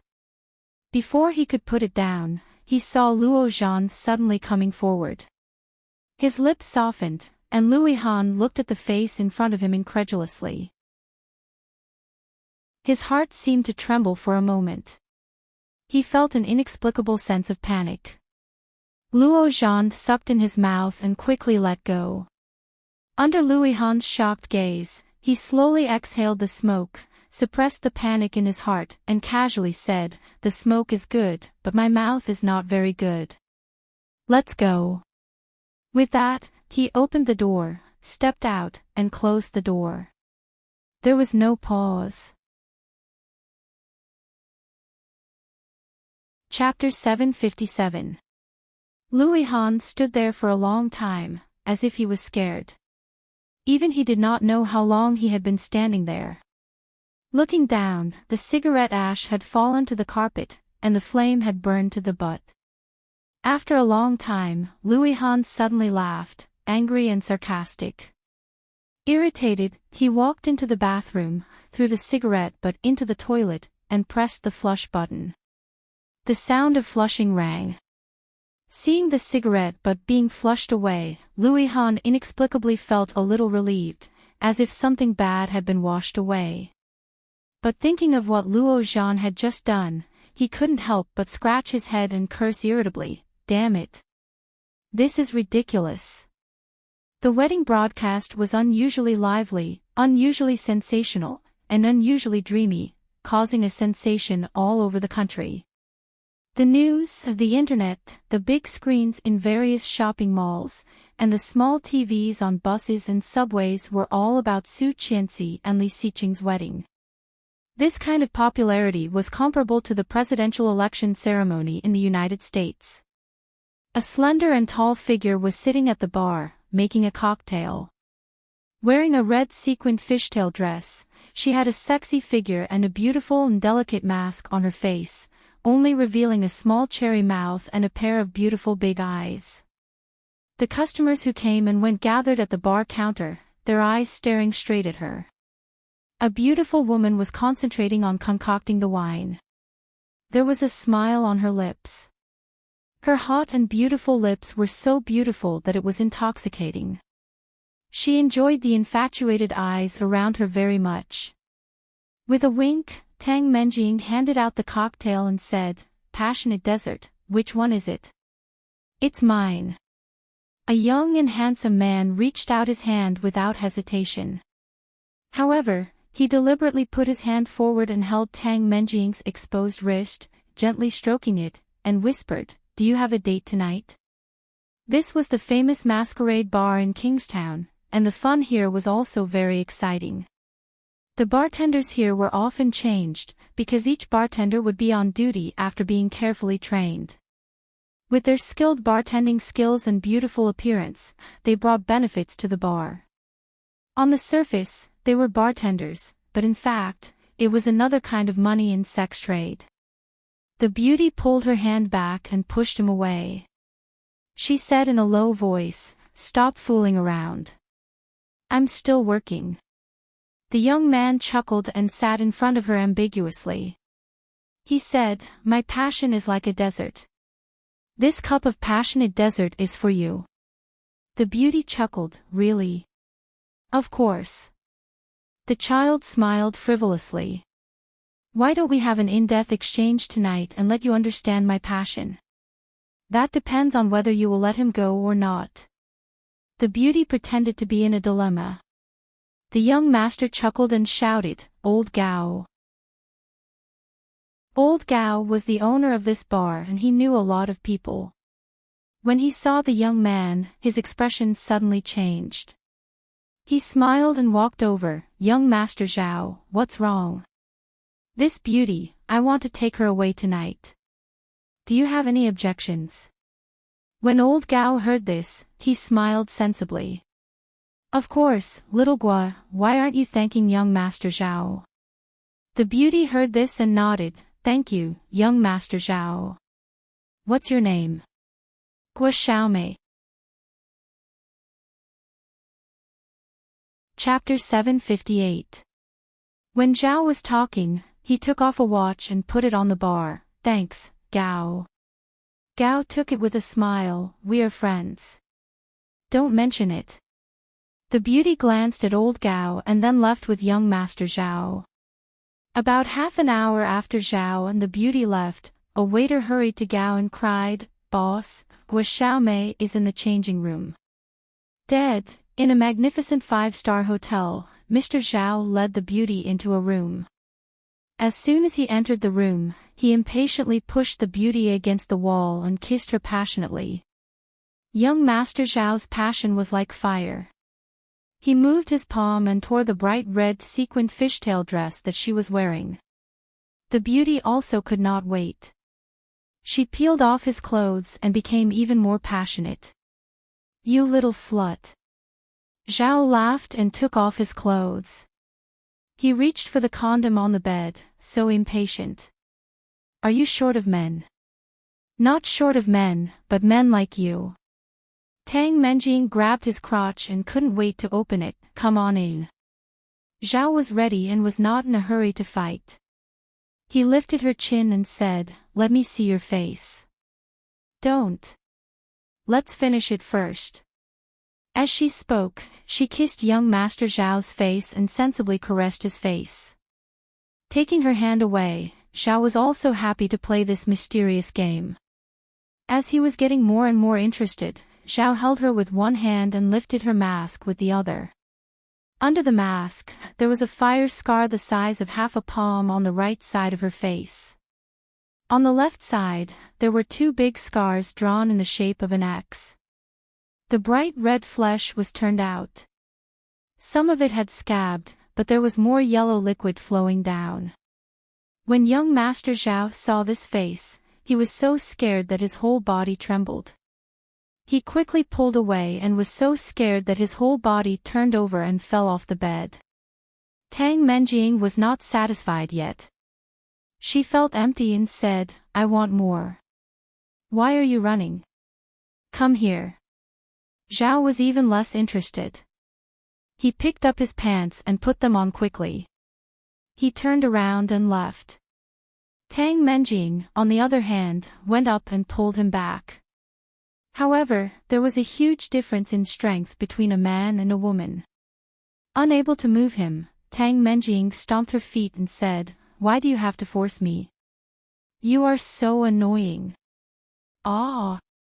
Young Master Zhao screamed. Seeing the small dagger in his arm, he turned pale with fright. You. Shoo, don't be afraid." Tang Menjing picked up the mask next to her and put it on. "Come on." She pushed young Master Zhao onto the bed. Young Master Zhao was so frightened that he took a few steps back and shouted, "You." Tang Menjing pointed the blood-stained dagger at him and whispered, "Be obedient. If you don't, I will put it in your throat." As she said that, she sat on top of him and helped him into her. She moaned, "Come on." Young Master Zhao was so scared that he was about to cry. He couldn't feel anything at all. He tried saying, "Wait a minute, can I find you a gigolo?" Gigolo. Tang Menjing was wearing a mask and her expression could not be seen. However, her lips curled into a mocking smile and said, "You mean, you don't want to do it with me?" Dash. Chapter 759. Gigolo. Tang Menjing's face was covered by a mask, but her lips were curled in a mocking smile. "You mean, you don't want to do it with me?" Before Mr. Zhao could speak, Tang Menjing's hand was already in front of him. Frightened, Mr. Zhao screamed. Mr. Zhao closed his eyes and screamed. Tang Menjing giggled. Her voice was as clear and pleasant as a bell. "Look at you. Don't be scared. Why don't you want to do something so comfortable? Come on, we are all adults. You were excited, weren't you? Just now was just now," but, after looking at her face, he could not bring himself to do it. Tang Menjing noticed his rejection and chuckled, but her eyes were even colder. "Since you don't want to, I have to." Mr. Zhao looked resigned. He turned her over, pressed her on the edge of the bed, tore off her clothes, and closed his eyes. Tang Menjing narrowed her eyes and enjoyed it. Young Master Zhao wanted to cry but no tears came out. If word of this got out, it would be shameful. A man like him was actually raped by a woman. But regardless of her face, the taste of this woman was still very good. After it was over, Mr. Zhao lit a cigarette. For the first time, he felt that a woman's body was so alluring. The water in the bathtub continued to run until it overflowed and dripped on the floor. Tang Menjing sat on Mr. Zhao and suddenly chuckled. She pressed his shoulder and pushed him into the water. Mr. Zhao thought she was joking and did not mind. But suddenly, she pressed his face into the water. Mr. Zhao immediately felt a sense of crisis. When he was struggling to get up, he felt a sharp pain on his neck. In a blink of an eye, the pain pierced through his throat and through every nerve in his body. Mr. Zhao struggled crazily. The pain in his throat became more and more intense as air flowed out. Tang Menjing happily watched the bubbles bubbling up and could not help but laugh out loud. Blood dyed the bathtub and the bathroom red. Even Tang Menjing's body was full of red marks.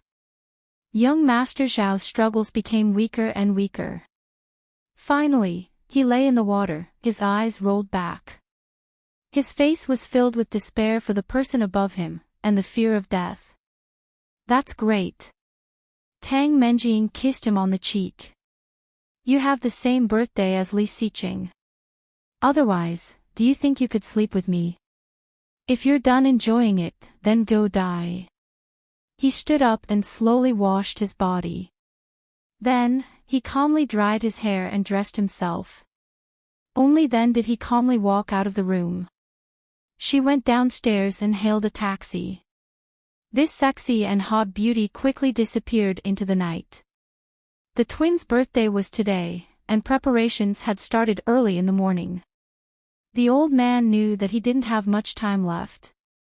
Whatever he could do for his children and grandchildren, he would do it himself. He picked out cake patterns for Daesu and Ursu. Daesu liked cheese, and Ursu liked strawberries.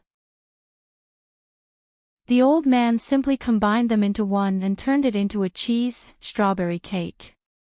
When the plane landed, it was already past 2 in the afternoon. The children had woken up on the plane and were in high spirits. They hopped off the plane and cheered as they returned home. Chapter 760. When the plane landed, it was already past 2:00 in the afternoon. The children had woken up on the plane and were in high spirits. They hopped off the plane and cheered as they returned home. The bodyguards came back with their luggage. Li Yao and Qin Shuhua came back with their grandchildren. Before they entered the door, they saw the old man waiting at the door and hurried forward. "Dad, it's so hot outside. Why don't you wait inside?" The old man didn't seem to hear Li Zhao's words. When he saw the children coming back, he was so happy that his face wrinkled and greeted the little babies. "Great-grandfather!" Li Jianqian shouted. "Hello, great-grandfather!" Li Mosin shouted politely. "Hug me, great-grandfather!" Li Jianrui was the most direct and reached out to the old man. The old man's face was full of pity. He picked up Li Jianrui and smiled lovingly. "Did you have fun this time?" "Fun." Li Jianrui happily hugged the old man's neck and said, "Mom became a beautiful bride, so beautiful." "Oh, bride, it's a pity that great-grandfather didn't see it, it's a pity, there's a video." Li Jianqian jumped over, holding a tablet in his hand, and said, "Great-grandfather, I'll show you the video." "Okay." The old man carried Li Jianrui in and sat on the sofa, letting Li Jianqian show him the video. The dreamy and grand scene had far exceeded the old man's imagination. He couldn't help but exclaim, "It's beautiful." "Is the scene so beautiful?" "Yes. The scene is more beautiful than this." Li Jianrui couldn't help but say, looking at the tablet, "There are more beautiful, a lot of fireworks, and there are a lot of stars in the sky. We can't see the kind of stars in Kingstown. So beautiful, so beautiful." The old man couldn't help laughing. He reached out and stroked her little head. He said, "Really, is Ursu happy?" "Happy." Li Jianrui smiled brightly. "Hee, great-grandfather, look, this is Ursu, this is Desu, brother Mosin is here, and the adults say we are so cute and beautiful." The great-grandfather touched the little girl's little head and said with a kind smile, "Our Ursu is the cutest little princess." When Li Jianrui heard the elders say that, she was a little proud. She snorted and looked at her brother.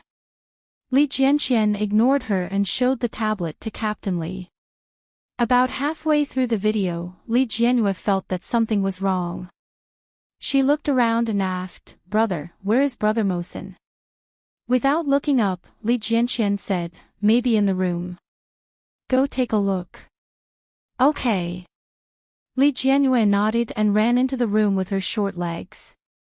As soon as he entered, he found that the room was empty. "Brother Mosin." Li Jianrui went in, turned around, and shouted, "Brother Mosin." There was no reply. After the little guy circled around, he went out again. Little did she know that brother Mosin, whom she was looking for, had walked out again. At this moment, by the small lake not far from the Li family's house, two figures, one big and one small, faced each other. Tang Menjing looked at the little guy with white skin and blue eyes, chuckled and asked, "Do you know me?" Li Mosin frowned and looked at the woman who was wearing sunglasses and a hat and was wrapped up tightly. Chapter 761. When Li Mosin heard this, he pouted his lips. Were all liars so unscrupulous nowadays? How stupid would he be if he believed a random person who claimed to be his mother? But he didn't say it out loud. Li Mosin held out his hand to her and said, "Didn't you say that you found my car? Give it back to me. My grandfather gave it to me. It's very important." Tang Menjing looked at the little pink hand that Li Mosin stretched out and smiled even more. She fumbled in her pocket and took out a small blue metal car. She asked, "Are you talking about this?"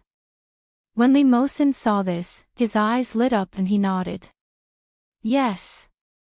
My brother and I packed it ourselves. I thought it was lost. Thank you for picking it up." As he said this, he reached out and was about to take it. Unexpectedly, Tang Menjing took the car back and said, "How can you prove that this thing is yours?" "I picked it up near this pond." "Your name is not written on it." Li Mosin was anxious and pointed to the old house of the Li family not far away and said, "My house is there. I often come here with my brother and sister. I left this here a few days ago and forgot to take it back. Now I remembered it and came to find it. I thought that no one would come here usually. I didn't expect that you would pick it up. Please give it back to me. It's really important to me." "Really? I only know Li Xiqing of this family. Ask him to come and get it from me, and I'll give it to you. Li Xiqing is my father. He hasn't come back yet." Li Mosin pouted and was a little angry.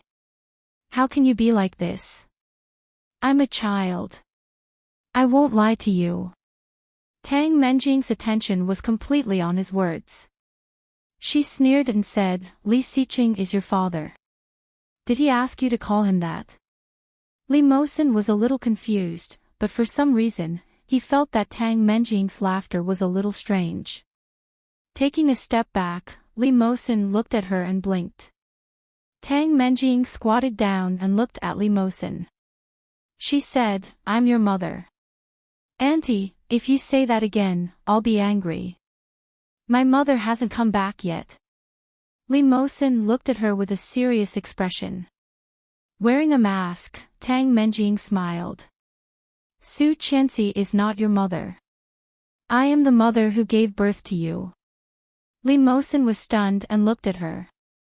Subconsciously, he thought of the words the children used to tease him when he was in the orphanage. "Monster. Monster. How can anyone have blue eyes? You monster, no wonder your mother wanted to smash you to death when she gave birth to you. How pitiful. The monster can even stare at people. Let's quickly destroy the monster." Looking at the woman in front of him, Li Mosin took a big step back and said in horror, "You liar. Why would I lie to you?" Tang Menjing suddenly felt a sense of revenge. "Are you afraid of me? Why are you afraid of me? Don't tell me you know." Li Mosin's heart raced, and he turned to run. But Tang Menjing was faster. She caught him and said, "Where are you going?" "Mother is here." "What do you want to do?" Little Mosin struggled in fear. His little body twisted desperately and shouted, "You are not my mother. My mother hasn't come home yet. My mother's name is Su Qianxi." "Shoo, don't lie to yourself anymore." Tang Menjing lowered her eyes and hugged him tightly. "She bewitched, you know she is not your biological mother. You don't fit in with this family. You know that, don't you? Dash.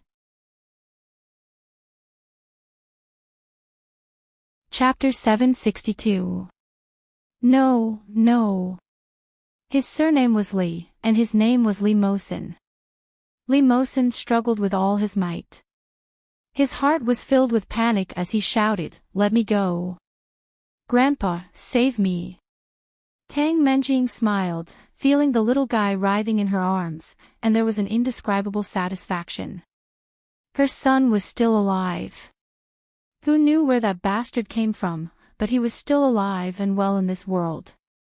What a magical feeling. After Su Qianxi and Li Xiqing got off the plane, they did not go back with them, but went to choose birthday gifts for the little guys. After walking around the mall for a long time, Li Xiqing bought a remote-control sports car for Daesu and a small train for Ersu. Later, Li Xiqing received a call from Li Jinan, saying that he needed to go to the company for a while and go to his grandpa's favorite cake shop to pick up the cake. Su Qianxi took a taxi home with the gifts. Shu, no one will come to save you. Do you think they really treat you as their child? They just sympathize with you and want to raise you to be a slave. Do you know what a slave is? It's those little eunuchs on TV who clean people's ass and piss. No. Li Mosin cried. They're different from you. What am I? I am your biological mother. I am the only one who treats you the best in the world. Of course not. You want to kill me, you want to kill me. You are a murderer, a psycho. If you run away and come back, you will be caught. Li Mosin had heard a lot about Tang Menjing since he was a child. Qin Shu Huan knew a lot of mahjong partners. When they were not playing mahjong, they would talk on the side. Not only did he know, but even Desu and Ursu knew. Li Jianqian once told him, no matter how your mother treats you, in the future, our mother will be your mother, our father will be your father, and Mosin will always be our brother. At that time, Mosin was moved to tears, and his resentment and hatred for Tang Menjing were even more fermented in his heart. Hearing that, Tang Menjing smiled even more happily and said, "It seems that Su Qianxi has taught you well. You are quite smart, but silly child, you have been misled." "I am, Brother Mosin." A childish voice came from afar. Li Jianyue was wearing a white dreamy princess dress with 2 small braids on her head. She ran over with her short legs. But when she saw Tang Menjing, she slowly stopped and opened her big round eyes. Feeling a little strange, she shouted, "Brother Mosin, Grandpa is asking you to come in." Mosin was held by Tang Menjing. With tears on his face, he shouted at Li Jianyue and said, "Ursu, go find Grandpa and Great-Grandpa to save me." When Li Jianyue heard this, she felt that something had happened. He turned around and ran. Tang Menjing was shocked. She picked Li Mosin up with one hand and ran in the direction of Li Jianyue. The old house was a few hundred meters away from the pond, which was a road away. The little guy's legs were short and the distance was short. Tang Menjing soon caught up with her. Li Jianyue flailed her hands and feet and shouted, "Help! Help! Brother! Grandpa! Great-Grandpa! Oh!" Chapter 763. This little girl had inherited Su Qianxi's voice. Her voice was sharp and thin, which was really disgusting. From afar, a taxi drove over. Su Qianxi looked out of the window in boredom and saw her daughter running home with her short legs. Curling her lips, Su Qianxi shouted, "Stop the car. My daughter is down there." However, then Su Qianxi's expression changed. A figure covered from head to toe, holding a child in her hand, rushed toward Li Jianyue. "Help! Help!" Su Qianxi's expression changed drastically. She opened the door and rushed out. Seeing the car behind her, Tang Menjing pulled the little girl in her arms into the car and threw her into the water. Li Mosin was shocked and screamed, "Ursu!" Plop! The sound of falling into the water was like the cork in her heart being pulled out. Su Qianxi exclaimed, "Ursu!" Li Jianyue fell into the middle of the pond and choked on the water. Her hands and feet struggled and shouted, "Ah!" However, before she could even shout a complete word, her little body had already sunk. The water here was very, very deep. It was so deep that even Su Qianxi, an adult woman, could not stand in the water and drowned. Almost instinctively, Su Qianxi did not hesitate to throw away all the things in her hands and jumped into the water. Seeing this, Tang Menjing laughed and said, "Go to hell, all go to hell." The taxi driver looked at this side incredulously. At the moment when Tang Menjing looked over, he slammed on the brakes and left this place. Hiding in the distance, he picked up the phone and dialed 110. Su Qianxi's body jumped in the water. Looking at her daughter, she reached out and grabbed her. Her body struggled to swim, and soon her daughter was lifted to the shore. Li Jianyue went ashore and coughed a few times. Then she was scared and burst into tears, holding Su Qianxi's neck with her short hands. "Mommy!" The little guy was really scared. His whole body was drenched in sweat. The originally beautiful puffy skirt was all stuck to her body. Su Qianxi patted her back and ears distressed. After checking that the little girl was safe and sound, she breathed a sigh of relief. The sun was a little big today, and there was no wind. Fortunately, Su Qianxi was a little far from where Tang Menjing was. After comforting Li Jianyue, Su Qianxi looked in the direction of Tang Menjing with some fear. Tang Menjing held Li Mosin with one hand, a pair of eyes faintly looking over here, and sneered, "You can actually swim?" Su Qianxi was shocked. Holding her daughter, she whispered, "Go home first, call Grandpa out, and run away. Do you hear me?" The little girl heard her mother's words, but her mind did not quite understand what her mother meant. Li Jianyue, "Mom, go home, and call Grandpa and Uncle." Qianxi's mom. Tang Menjing was already walking over. Su Qianxi was alarmed. Pushing her daughter, she yelled, "Run!" Li Jianyue cried as she ran in the direction of her home. Her hair and dress were still dripping with water. The little girl, Qiu Li to little girl. Li Li Li Li Qiu Li. Chapter 764.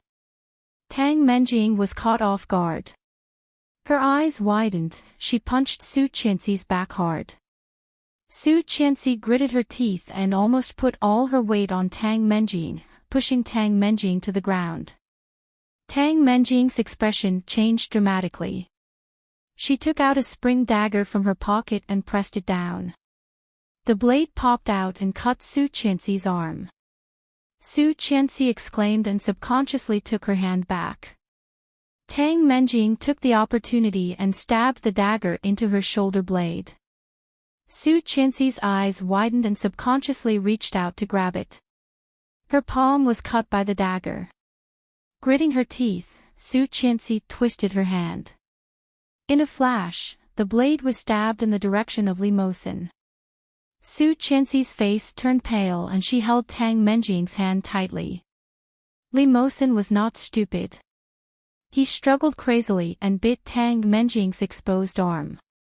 Tang Menjing was in pain, but she grinned and leaned back. She lifted her foot and kicked Su Qianxi hard. Then she turned over and pinned Su Qianxi down with one leg. However, Li Mosin, who was in her arms, was being hugged tighter and tighter. His little face turned red, and he panted hard. He shouted uncomfortably, "Mom, go." Tang Menjing heard the words "Mom" and was shocked. In a flash, tears gathered in her eyes and were about to fall. Mom, the child she gave birth to was calling the person she hated the most, Mom. Why? This woman even dared to take her son away from her. Bitch. Tang Menjing's tears fell and she kicked Su Qianxi hard. Just behind Su Qianxi was a slope. Su Qianxi was kicked and rolled to the edge of the lake. Why? Why? Tang Menjing put the dagger against Li Mosin's neck. You have taken everything from me. Su Qianxi, you bitch. Why? Why do you have all this? What right do you have? Tang Menjing shouted hysterically, why can you destroy everything I have? My man, my family, and now you even want to take my child away from me. Why? As she screamed, Tang Menjing took off her mask and hat, revealing her hideous face. Su Qianxi was shocked and covered her mouth in disbelief. Tang Menjing's face and the big fire scar on the right side of her face were exactly what she had in her previous life. It was a complete replica of her scarred face from her previous life. However, there was no hideous X on her face. That X was still losing juice, making anyone who looked at it feel nauseous. Su Qianxi looked at Tang Menjing's face incredulously. Su Qianxi, how can you do this? Do you know how many things you have stolen from me? Tang Menjing's smile was a bit morbid. Combined with this face, Su Qianxi actually felt creepy in broad daylight. Suddenly, there was the sound of a police car. Su Qianxi looked over, and Tang Menjing also looked over, chuckling. "You're here. You're really capable." Tang Menjing pointed the dagger at the little guy's neck. "Tell me, I have already killed 8 people. If I kill another child, will I be sentenced to death by 1,000 cuts?" The police cars on both sides of the road flanked them. Soon, 2 long rows of police cars came down. Chapter 765. Who are you calling Mom? I am your mom. Tang Menjing suddenly hugged him and shook him hard, almost crazy, shouting, "Call me Mom, call me Mom." Suddenly there was the sound of a gun being loaded. Tang Menjing suddenly looked up and yelled, "Don't come over. If you come over, I will kill him." With that, she pushed the dagger forward, and the dagger pierced into Mosen's neck. Bright red blood quickly flowed out. Li Mosen sobbed, but he was so scared that he didn't dare to move. "Tang Menjing, Tang Qing." A police officer shouted, "Don't be so stubborn. You have killed so many people. Don't you even let go of a child?" Tang Menjing heard that and sneered disdainfully. "Child? This is my son. I can kill him if I want. It's none of your business." Su Qianxi cautiously approached and said in a trembling voice, "Tang Menjing, he is your son. Have you forgotten? You also wrote a mother's diary for him. You love him, don't you?" "Su Qianxi, how can you be so naive? If he is Li Xiqing's child, of course I love him, but who is the father of this little b*tch?" Tang Menjing laughed and pushed the dagger deeper and deeper. "I didn't want this little b****. I wanted to kill him the moment he was born. It was you. Why did you save him? Why did you meddle in my business? Did she really think that she was the Virgin Mary or Queen Mother of the West? Are you shameless? Didn't you do this just to make me look better? To show how perverted and vicious I am? Now, it has come true, hasn't it? Everything is going according to what you want. Are you happy?" Su Qianxi looked at her and suddenly felt a little unreasonable, but at the same time, she also felt very complicated. Once upon a time, she had questioned Tang Menjing like this. At that time, Tang Menjing was glorious. As Mrs. Li in the eyes of outsiders, she enjoyed everything she should have, while Su Qianxi was like a stray dog, living in this home with her tail between her legs. One day, she finally couldn't stand it anymore. She asked her out and had a big fight, questioning her. Every word was filled with hatred that had been suppressed in her heart for a long time. However, at that time, Tang Menjing was silent for every question and sentence. Then, she looked behind her. When she turned around, she found that he had been standing behind her the whole time. He could hear every word clearly. At that time, she felt as if she had fallen into an ice house. Tang Menjing was still famous, but she did not dare to show up in front of Li Xiqing anymore. Unexpectedly, the tables had turned. After being reborn, he saw all the tragedies that should have been his in his previous life. Was he rejoicing or sorrowful? Tang Menjing looked at Su Qianxi and sneered. Suddenly, there was a gunshot. Tang Menjing's body suddenly stiffened and she loosened her grip. Li Mosen fell to the ground and screamed, but then he quickly got up from the ground and ran in the direction of Su Qianxi, shouting, "Mom!" Li Mosen held Su Qianxi's legs and found that she was still looking at Tang Menjing. Chapter 766. Everyone's gaze was focused on the place where the gunshot had just sounded. In that place, an old man over 70 years old was standing in a standard military posture, holding an air gun in his hand. He was tall and straight like a pine tree. He had short white hair and a straight back, like a pine tree that had stood for 100 years, vigorous and straight. At this moment, he was holding the air gun with both hands, looking straight ahead.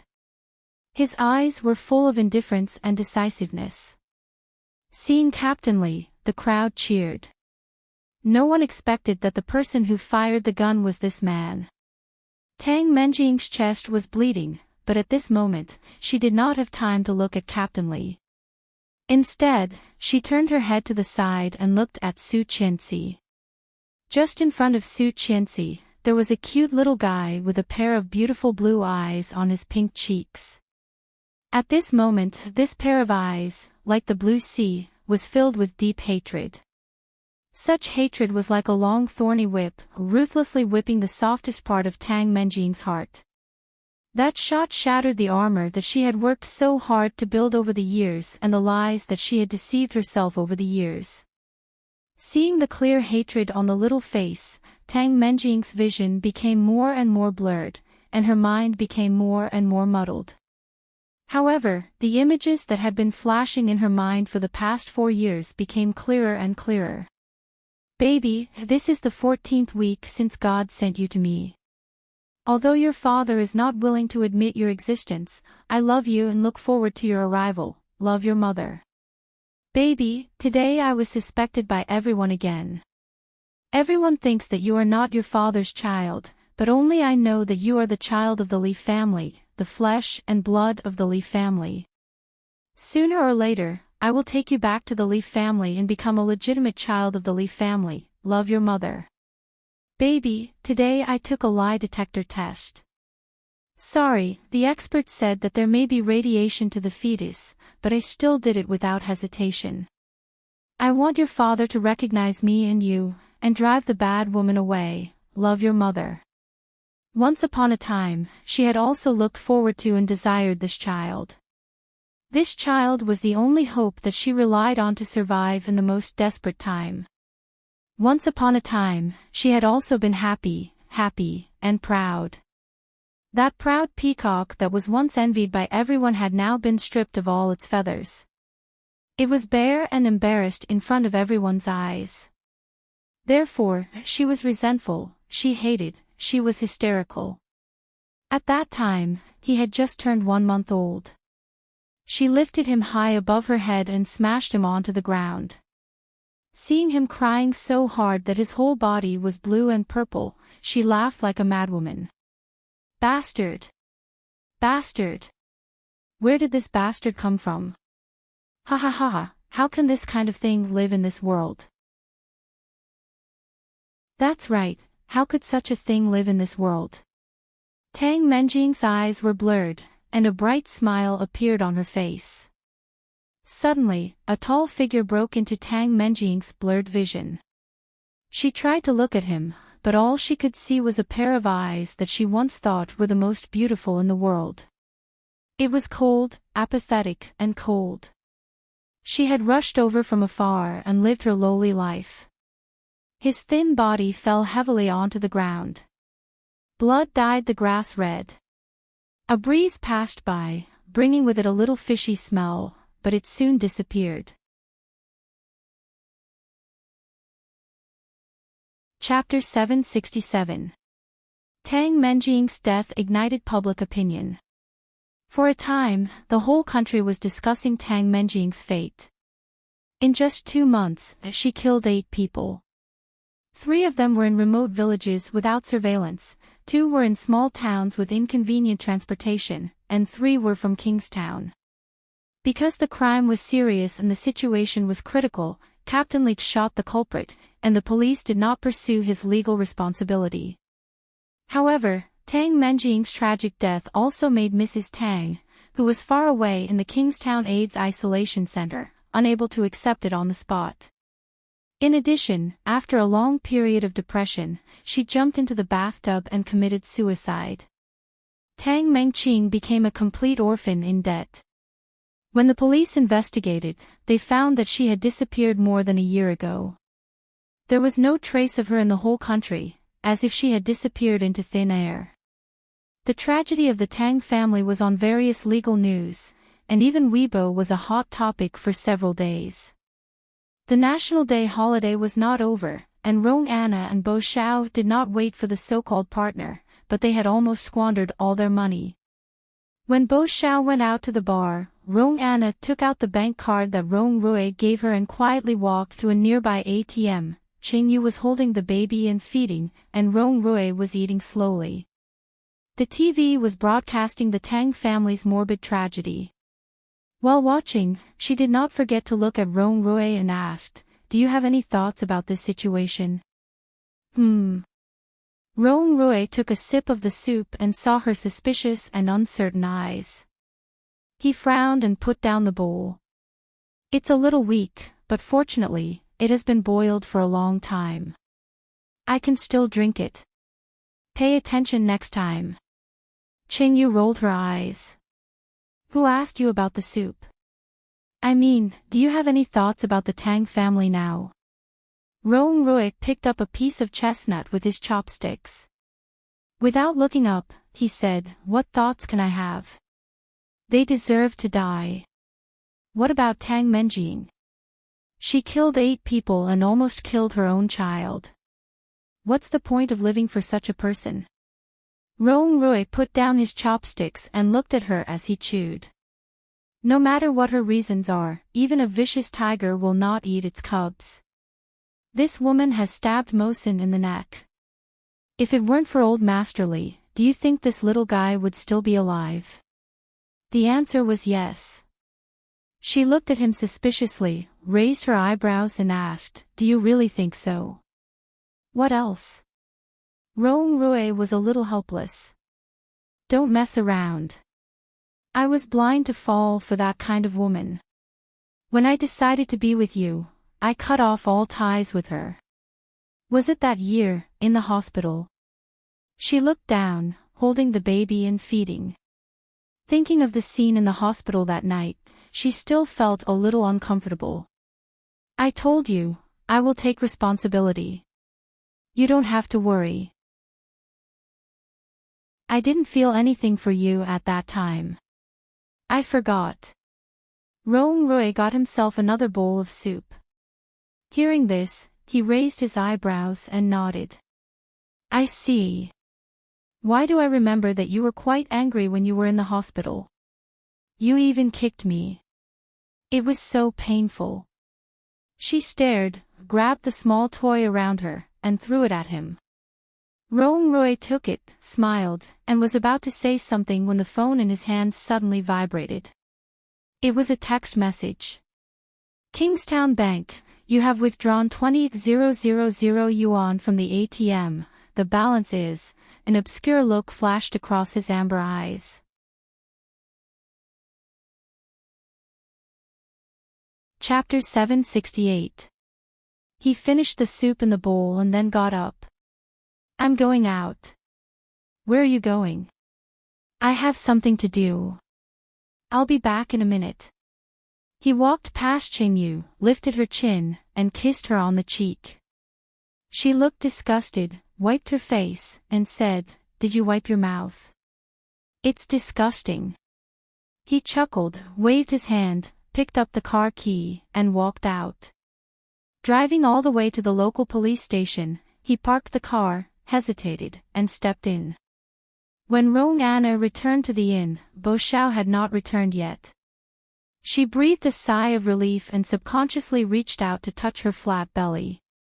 After taking a shower, when she came out again, Bo Xiao was already sitting on the stool at the head of the bed. Holding the money in his hand, he looked at Rong Anna. Rong Anna wiped her hair, and her heart skipped a beat. She quickly looked away and asked, "Did you meet Brother Hu?" Bo Xiao did not answer this question directly, but held the money in his hand. With a pair of sharp eyes, he asked, "Anna, where did this money come from?" Rong Anna's eyes flickered, and she said, "My brother gave me the card."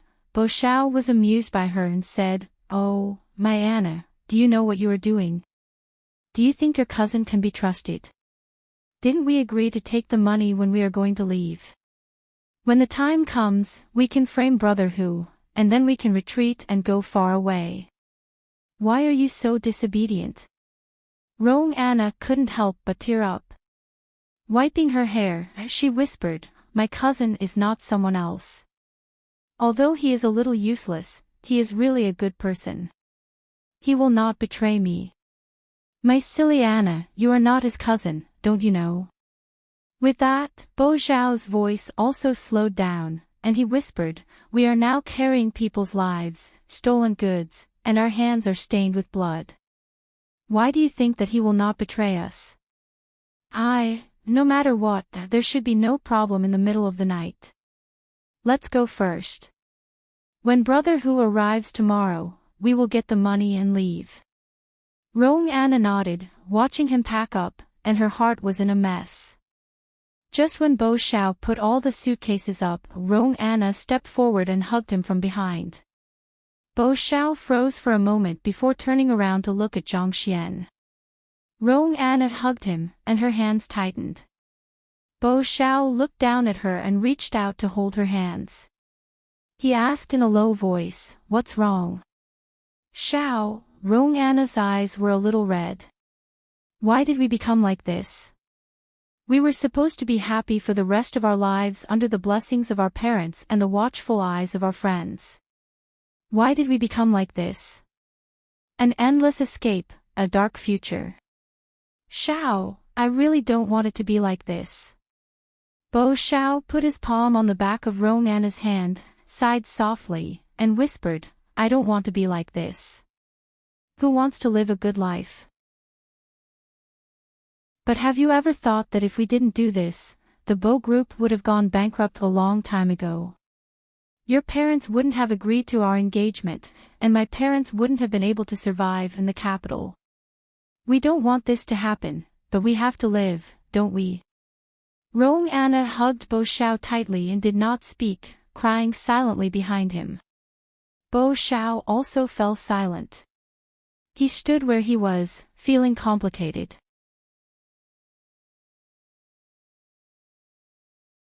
Chapter 769.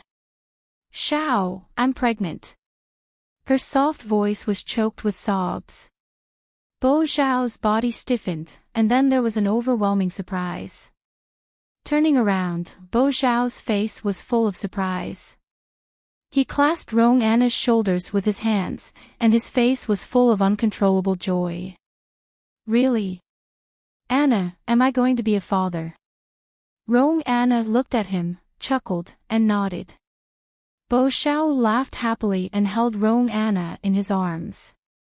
Great! My Anna, my child, God, Anna, I'm so happy. He bowed his head, held her face, and kissed her hard. Anna, I feel so happy. I'm going to be a father, we're going to be parents. Roan Anna saw Bo Zhao's appearance, and the smile on her face widened, but in a moment, her tears rolled down again. She said, Zhao, let's turn ourselves in, okay? Let's give birth to the child, and then. Are you crazy, Anna? Bo Zhao looked at her incredulously. Turn ourselves in. We're going to jail, and maybe even the death penalty. Roan Anna looked at Bo Zhao and didn't know what to say for a while. Bo Zhao grabbed her shoulders with both hands and looked serious. Anna, will be sentenced to death. You're pregnant, and the Supreme Court will sentence you to life imprisonment. Why don't we try? Why do we have to live like this? Zhao, Anna, listen to me. Bo Zhao looked at her with a pair of eyes, and Roan Anna couldn't understand the complex emotions in them. He grabbed her shoulders and whispered, we have to live, and live proudly. If we can't live in China, then we'll go abroad, Myanmar, Brunei, and even Vietnam.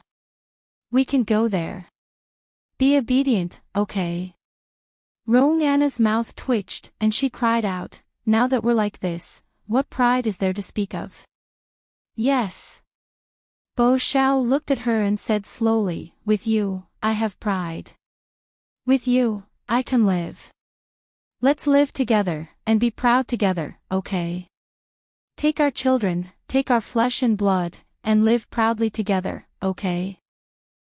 Anna looked at him, and the sadness in her heart overflowed. However, seeing his almost pleading face, she finally nodded and lowered her eyes. Okay. There was only one day left before the National Day holiday. Tomorrow was the day to go to work. Lily helped Sister Chin at the flower shop until 9:00 in the evening. However, just as she was about to take the bus home, someone stopped her. Little you. It was a familiar voice. Lily turned her head and saw Mr. Lee sitting in the car, looking at her with a bright smile, waving to her and saying, "Come here." Manager Lee's car was parked not far away. It was a new BMW. It looked brand new and very beautiful. Lily was so tired that her body was sore. When she saw Mr. Lee, she walked over with her bag. As soon as she got closer, she smelled alcohol. Lily smiled and said, "Mr. Lee, what a coincidence." "Yeah. I just finished drinking with a client and happened to pass by here, so I came to take a look. I didn't expect you to still be here. Let's go. I'll send you back." Manager Lee pointed to the front passenger seat and said enthusiastically. Lily felt that it was a little strange. She said awkwardly, "It's not good for you to drive after drinking, right?" Chapter 770. Well, that's not a good idea. How about I call a designated driver for Mr. Lee? There is a 5-star hotel next to here, and there should be a lot of designated drivers. Lily looked at the 5-star hotel next to her. That's boring. It's normal not to drive after drinking, but I can drive. I let you drive because I trust you. Aren't you looking down on me by asking me to find a designated driver? Mr. Lee's face darkened. Lily felt a little embarrassed and said, "Mr. Lee, you're too serious. I'm just kind enough to call a designated driver for you. If you don't think it's appropriate, then don't call one." Hearing that, Mr. Lee's face softened a little. He unfastened his seatbelt, opened the door, and said, "Come on, try it. If I'm found drunk driving, it will be very troublesome. Generally, they won't check the driver's license. A girl driving is safer than a drunk driving. Come on." As he said that, he had already sat in the passenger seat. Lily was a little distressed and scratched her head. It doesn't feel right to drive in the middle of the night. Let's not talk about whether I have a driver's license. Even if I have a driver's license, should I drive my boss's car home in the middle of the night? Hurry up, you. You are usually very straightforward. Why are you so slow now? Lily hesitated for a moment, then opened the door and sat in. After a busy day, Lily's legs hurt from standing. As soon as she sat down, she felt very comfortable. She started the car and slowly drove out. She asked, "Where is your home?" "I'll take you back first." "Why are you going to my house?" "I already said that I'll send you back." "Aren't you complaining that I'm drunk?" "You're afraid that it's dangerous for me to drive drunk, so I'll let you drive." Director Lee yawned and lay back on the chair. "When you go back, I'll go back by myself. That's not very convenient. If you're found drunk driving, your driver's license will be revoked. Don't worry so much. Go back first." Mr. Lee was a little impatient. Lily didn't say much. She closed her mouth and soon drove to the community where she lived. However, when he was almost there, he heard a moan from the person next to him. Then, Mr. Lee stretched out a hand and touched the bottom of Lily. Lily was shocked. She slammed on the brakes and shouted, "What are you doing?" Mr. Lee seemed to be frightened and said, "I'm taking something. My bag is below." Lily stared at him and asked, "Where?" "Down there, under your feet." She breathed a sigh of relief and bent down to touch it. However, before he could touch it, he felt a big fat hand grabbing his shoulder. Lily shivered, and her hair stood on end. She turned her head angrily and said, "Mr. Lee, I'm taking it." Mr. Lee didn't have the same expression as before. Instead, he looked at her with a strange expression and said, "There's no hurry. Take your time. But I think it's too late today. Shall we go to your place for tea?" "I don't have tea at home. I'm almost there. I'll get off here." "Mr. Lee, you should go back early. Good night." Lily resisted and pushed his hand away. She used the other hand to open the door of the driver's seat. But she was stopped by Mr. Lee's fat hand. "Don't pretend. You're in my car. Isn't it because you want to follow me? Dash."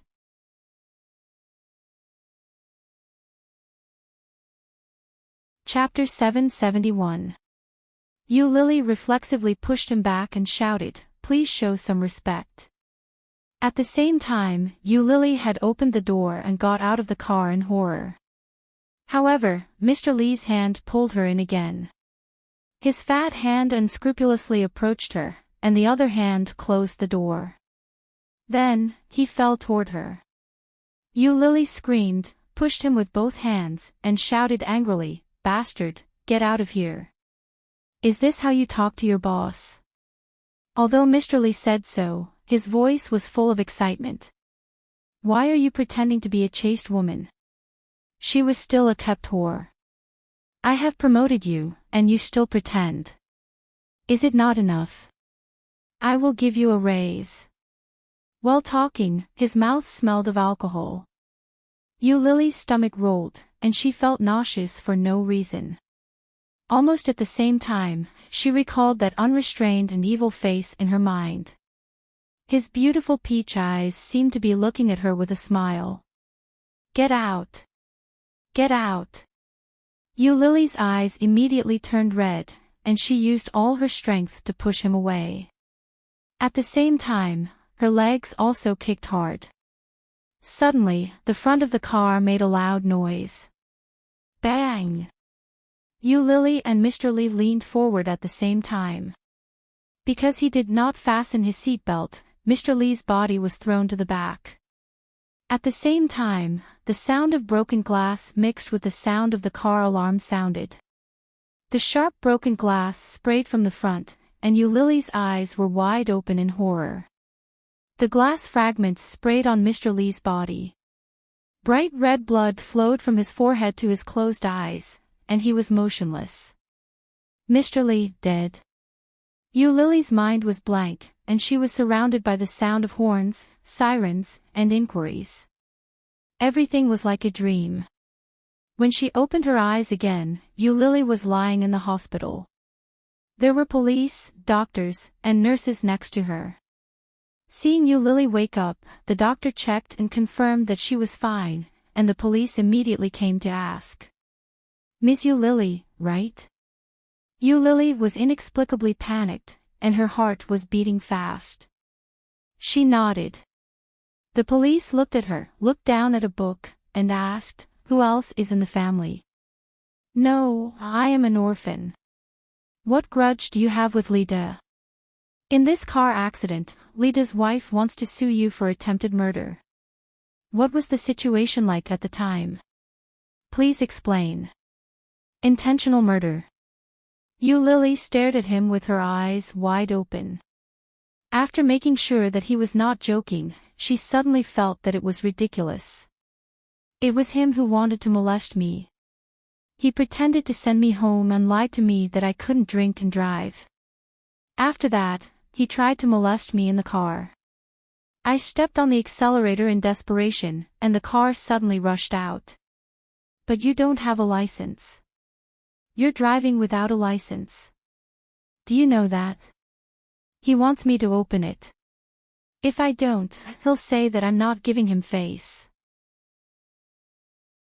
Lily looked at the policeman and said, "I just got promoted, and I haven't officially started working yet. Why would I deliberately murder him?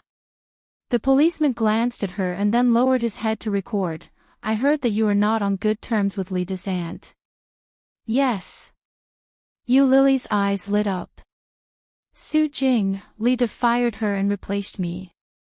It must be because of this that his wife wronged me. After all, they are cousins.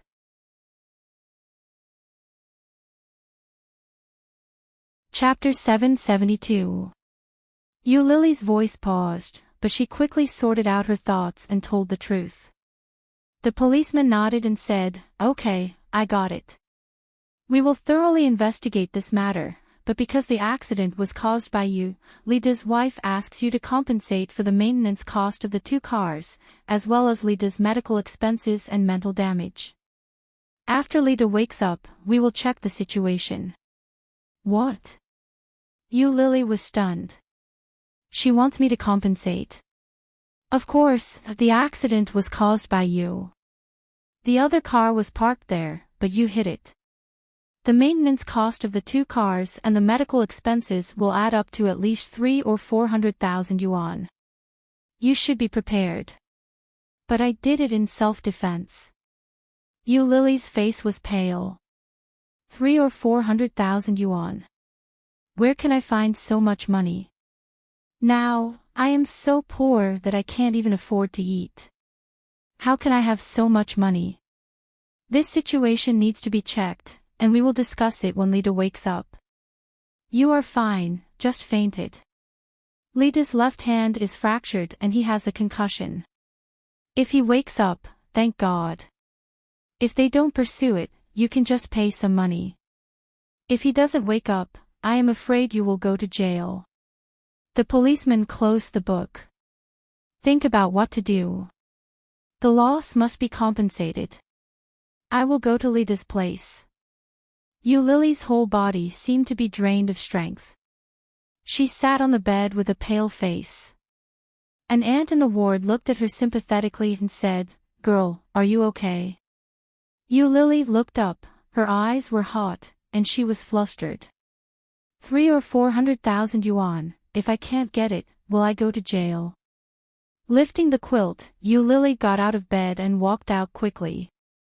After asking around, she found Mr. Li's ward and went out. Mr. Li lived in a high-end single ward, and the price of this ward alone was not what Lily could afford. With a pale face, Lily knocked on the door and went in. Lida had woken up. When he saw her come in, he looked angry. Lida's wife turned her head and looked at her. She strode forward and slapped Lily's face without saying anything. Lily's pupils shrank. She stepped back and blocked it with her backhand. Mrs. Li slapped the back of her hand with a sharp, clear sound. The policeman was making a statement. Seeing this scene, he quickly came forward and stood between them. Be quiet, the policeman is still here. Mrs. Li snorted coldly and sneered, I beat up a vixen who seduced my husband, and the police can't do anything about it. This kind of little hussy has the face of a vixen, and I heard that she was a mistress. Mr. Police, don't you want to check if she has done any abnormal transactions? Lily was very angry, but at this time, she became calmer and sneered, I was wondering why Mr. Li likes to flirt with little girls in the company. It turns out that Mrs. Li is like this.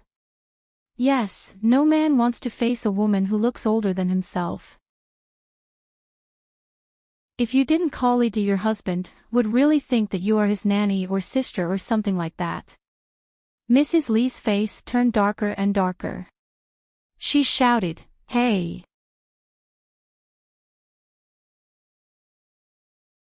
Chapter 773. Mrs. Li's face was red with anger. She rushed forward with great strength, stretched out her hand and shouted, Little bitch.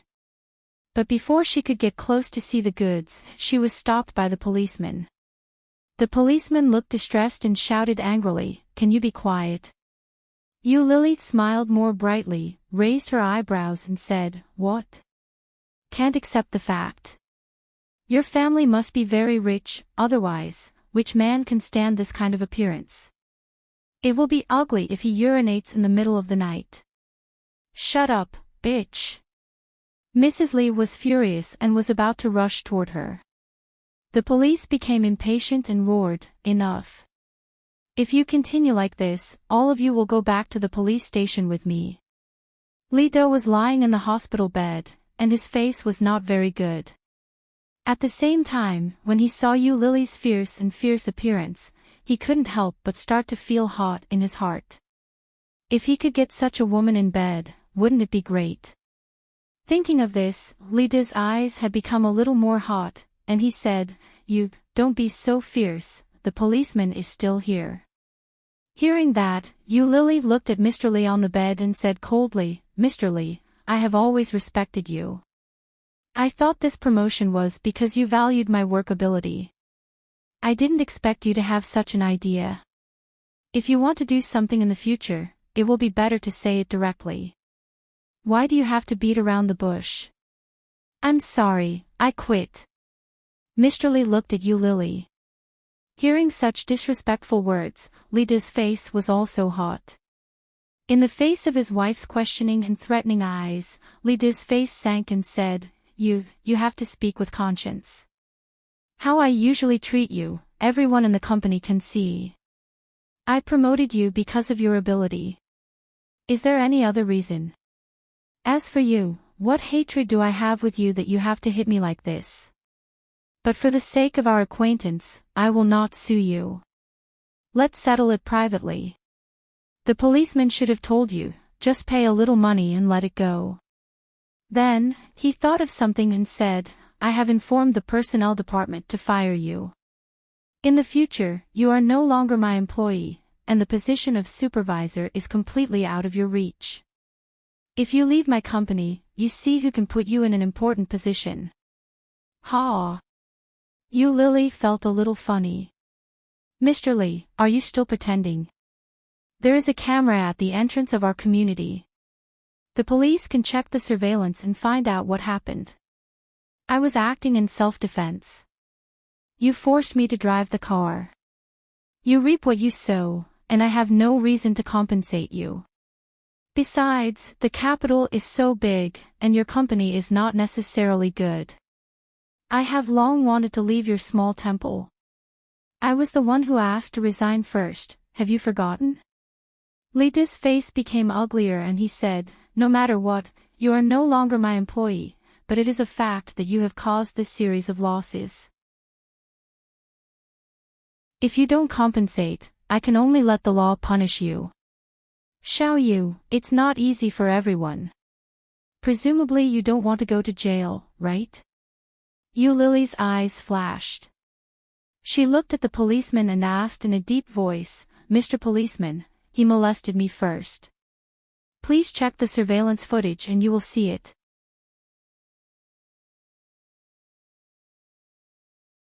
Chapter 774. Lily took one last look at Lida and turned to follow the police out of the ward.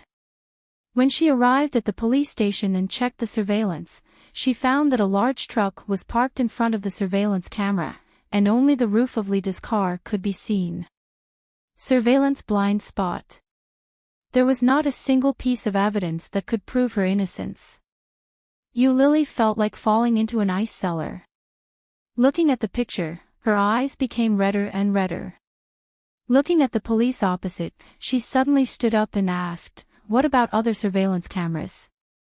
It's impossible to have only one surveillance camera at the entrance of such a large community, right? Another angle of surveillance, just in the lower right corner. Didn't you see it? Another angle was the rear of the car. Lily's face became paler and paler. Sitting in the chair, she felt cold all over. Master O, there seems to be news from the capital about Miss Yu. O Ming was busy dealing with documents. Hearing this, he paused and didn't look up. Say it. The assistant deliberated over his choice of words before telling the whole story in full detail. After that, he felt a little sorry and asked, Do you want to help her? Are you familiar with her? Oh Ming didn't look up, threw the signed documents aside, and squinted at him. If you are familiar with her, then you can help her. I don't care. The assistant immediately shut up, bowed his head and said nothing. Not familiar. Anyway, she used to be a woman. Master O is too cruel. However, since Master O said so, he had no reason to be nosy. Taking the signed documents, the assistant looked at O Ming and said, "Then, I'll go out first." O Ming still looked at the documents on the desk and waved his hand. After the assistant went out, O Ming looked up from the pile of documents. His dark brown pupils were obscure. In his shimmering peach blossom eyes, there seemed to be a title page that had been sealed for a long time being opened. Is Yu Lily at her wit's end? His eyes fell on the mobile phone on the desk, and his eyes became darker. I haven't changed my number. She should remember it, right? Yu Lily didn't know how she got home. Lying on the bed, her mind was blank. She looked at the wall in front of the bed, which was filled with photos. O Ming was sitting, standing, smiling, cold, hugging her, kissing her. Every scene was so beautiful that she had been looking forward to it for 4 years. But she didn't dare to turn around and look for him again. No one knew better than her what kind of person O Ming was. He would never let her go. Scram. Be smart and don't appear in Kingstown in the future. Otherwise, I will find someone to kill you. B*TCH. Yu Lily's throat choked. She opened her mouth to take a breath, but her tears fell. It was said that when a person was in the most desperate situation, the first person they would think of was the person they relied on the most. This sentence was indeed true. However, this kind of dependence could no longer go back. Even Yu Lily didn't know when she fell asleep. When she woke up, it was already past 10 o'clock the next morning. Looking at the time displayed on the phone, Yu Lily suddenly stood up. Her first reaction was, I'm late. However, he only reacted after a long while. She seemed to be unemployed now. With a deep sense of powerlessness in her heart, Yu Lily got up and washed, changed her clothes, and went out to look for a job. With a debt, she was now short of money, short of money, short of money, short of money.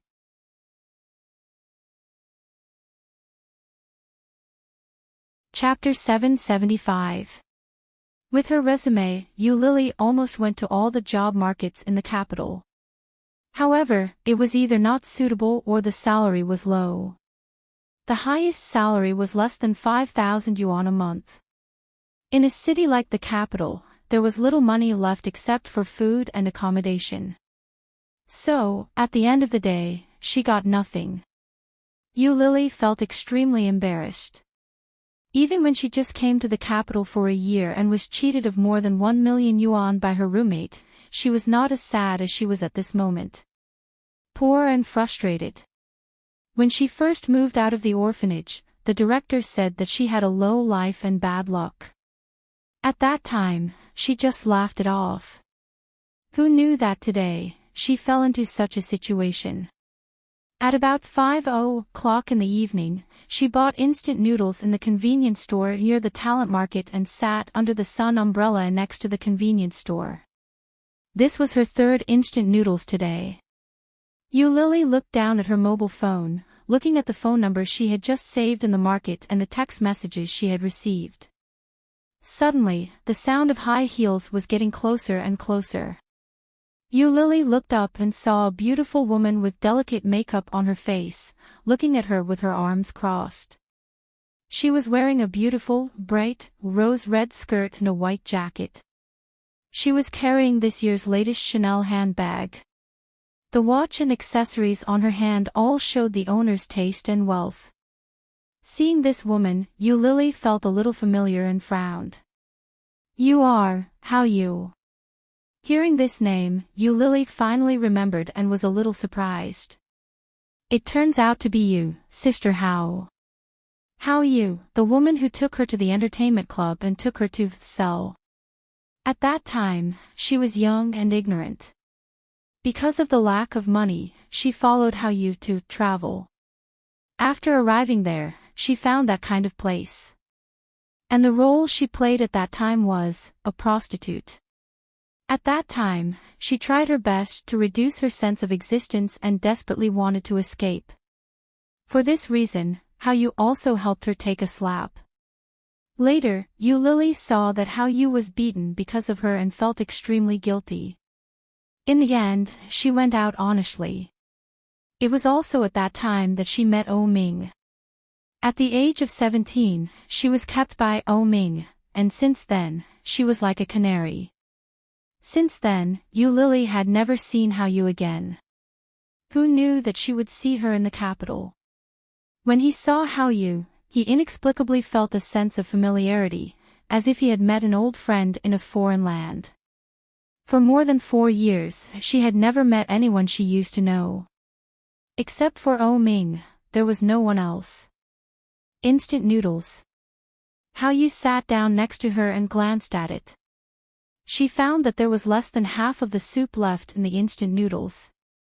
Putting down the bag in her hand, How You took out a yogurt and asked, "Are you full? How about I treat you to a feast?" Ha! Yu Lily blushed and felt a little embarrassed. It just so happens that I haven't eaten either. Let's eat together. There's a Cantonese restaurant nearby. It's pretty good. Okay, thank you, Sister How.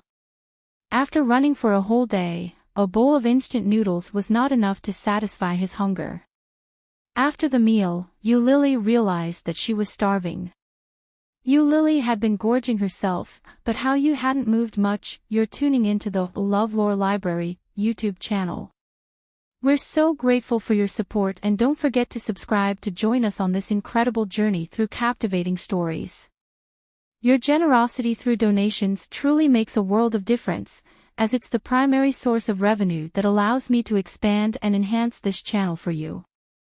Thank you from the bottom of my heart for being a part of this adventure.